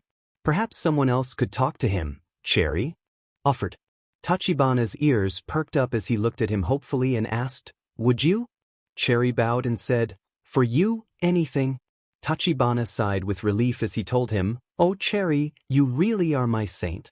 Cherry gave him one last smile before walking to the door and gently knocking on it 3 times. From behind it, the crying Izuku was stored from his fear. He let out a surprisingly loud gasp of shock but immediately clambered up. Young Master Izuku? Are you there? Cherry's kind and gently neutral voice came from the other side. Seishi-san? Izuku hesitantly spoke up while wiping his eyes. Yes, it is I. May I come in? The man asks. Izuku opened his mouth and almost answered with a yes, but he stopped himself. Instead, he buried his head in his knees and promptly exclaimed, Huh? All right. Then is it okay to speak from the door? Cherry asked carefully. Izuku sniffed, and after several seconds, he replied, Why? After another few seconds of calming silence, Cherry started off their conversation by saying, I know what's happened, so I won't pretend I don't know and force you to say it. Izuku silently thanked him for that but felt like he was still in trouble, so he apologized, I am sorry. I'm really sorry. I know I shouldn't have been speaking or watching or, I'm sorry. No. You have no reason to apologize, Cherry assured him. What you did, admittedly, was wrong, but you shouldn't apologize for what you saw. If anything, it should be us. We should have been more careful. You weren't prepared to handle Lord Tachibana's other side, Cherry told him encouragingly and apologetically. Izuku said nothing in return, instead opting to wipe his face and hold in his tears. Getting no reply, Cherry offered, Young Master? If it makes you feel better, you can talk about what happened. If you'd like. Izuku sniffed back tears and snot and took another breath. He could finally speak fully and properly.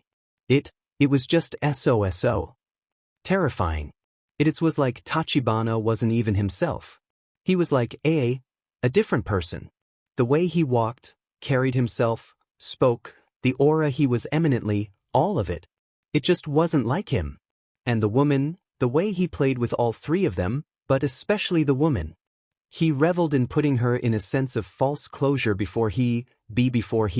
Izuku drifted off in his tirade of panic. It's all right. You don't have to say it, Cherry reassured him. Izuku breathed again and then continued saying, and his quirk. I thought it sounded cool on paper, but in practice, especially with those people, it felt evil. Izuku didn't like using that word to describe any quirk. Any quirk, no matter its use, is never evil. But he couldn't deny that working in person really was the epitome of evil. And the very thought made him shudder. Cherry nods silently as Izuku explains his feelings, and when he's done, he presents his own thoughts and knowledge. I see. But you must know 2 things about Lord Tachibana to understand him truly. He's overwhelmingly loving to his friends and completely merciless to his enemies, Cherry explained most briefly and possible. Izuku sniffed back a few times before meekly asking in fear, Am I an enemy now? Cherry almost felt his heart Juno out of his chest at the question, and the customarily composed man dissuaded this notion with a nearly panicked tone. What? No. Just because you say Lord Tachibana does the dirtier side of his job doesn't mean you are regarded as such. Lord Tachibana loves you very dearly, and he truly feels awful about what has transpired tonight. It takes Izuku a few minutes to reply, but when he does, he asks, Is he still there? Cherry looks to his side, seeing Tachibana rapidly shaking his head, waving his hands, and mouthing no before turning invisible. Cherry took a moment to compose his thoughts and told him through a half-lie, "No, he's not." He took another moment to wait for some acknowledgement from Izuku but got nothing after a few minutes. He then carefully asked him, "Is there anything else you'd like to say, Master Izuku?" "Just call me Izuku," Izuku told him. "Very well. I take it you're done?" Cherry asked once more, only getting a slight grunt in reply. He hummed and told Izuku, "Well, good night, Izuku."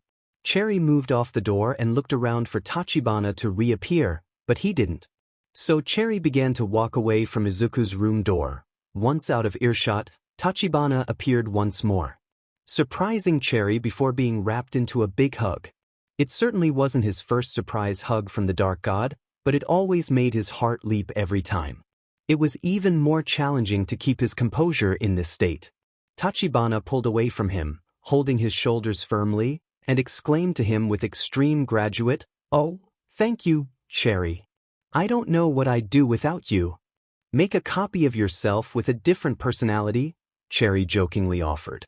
"You're really funny, you know that," Tachibana replied, rolling his eyes and showing some fake laughter. He then sighed and blurted out, "Sometimes I really want to kiss you for all you do for me." Cherry immediately felt heat draw into his face at his statement, and he stood there frozen, staring at his lord. Tachibana, now realizing what he said, also froze up with eyes locked into Cherry's eyes, a slight color dusting his face.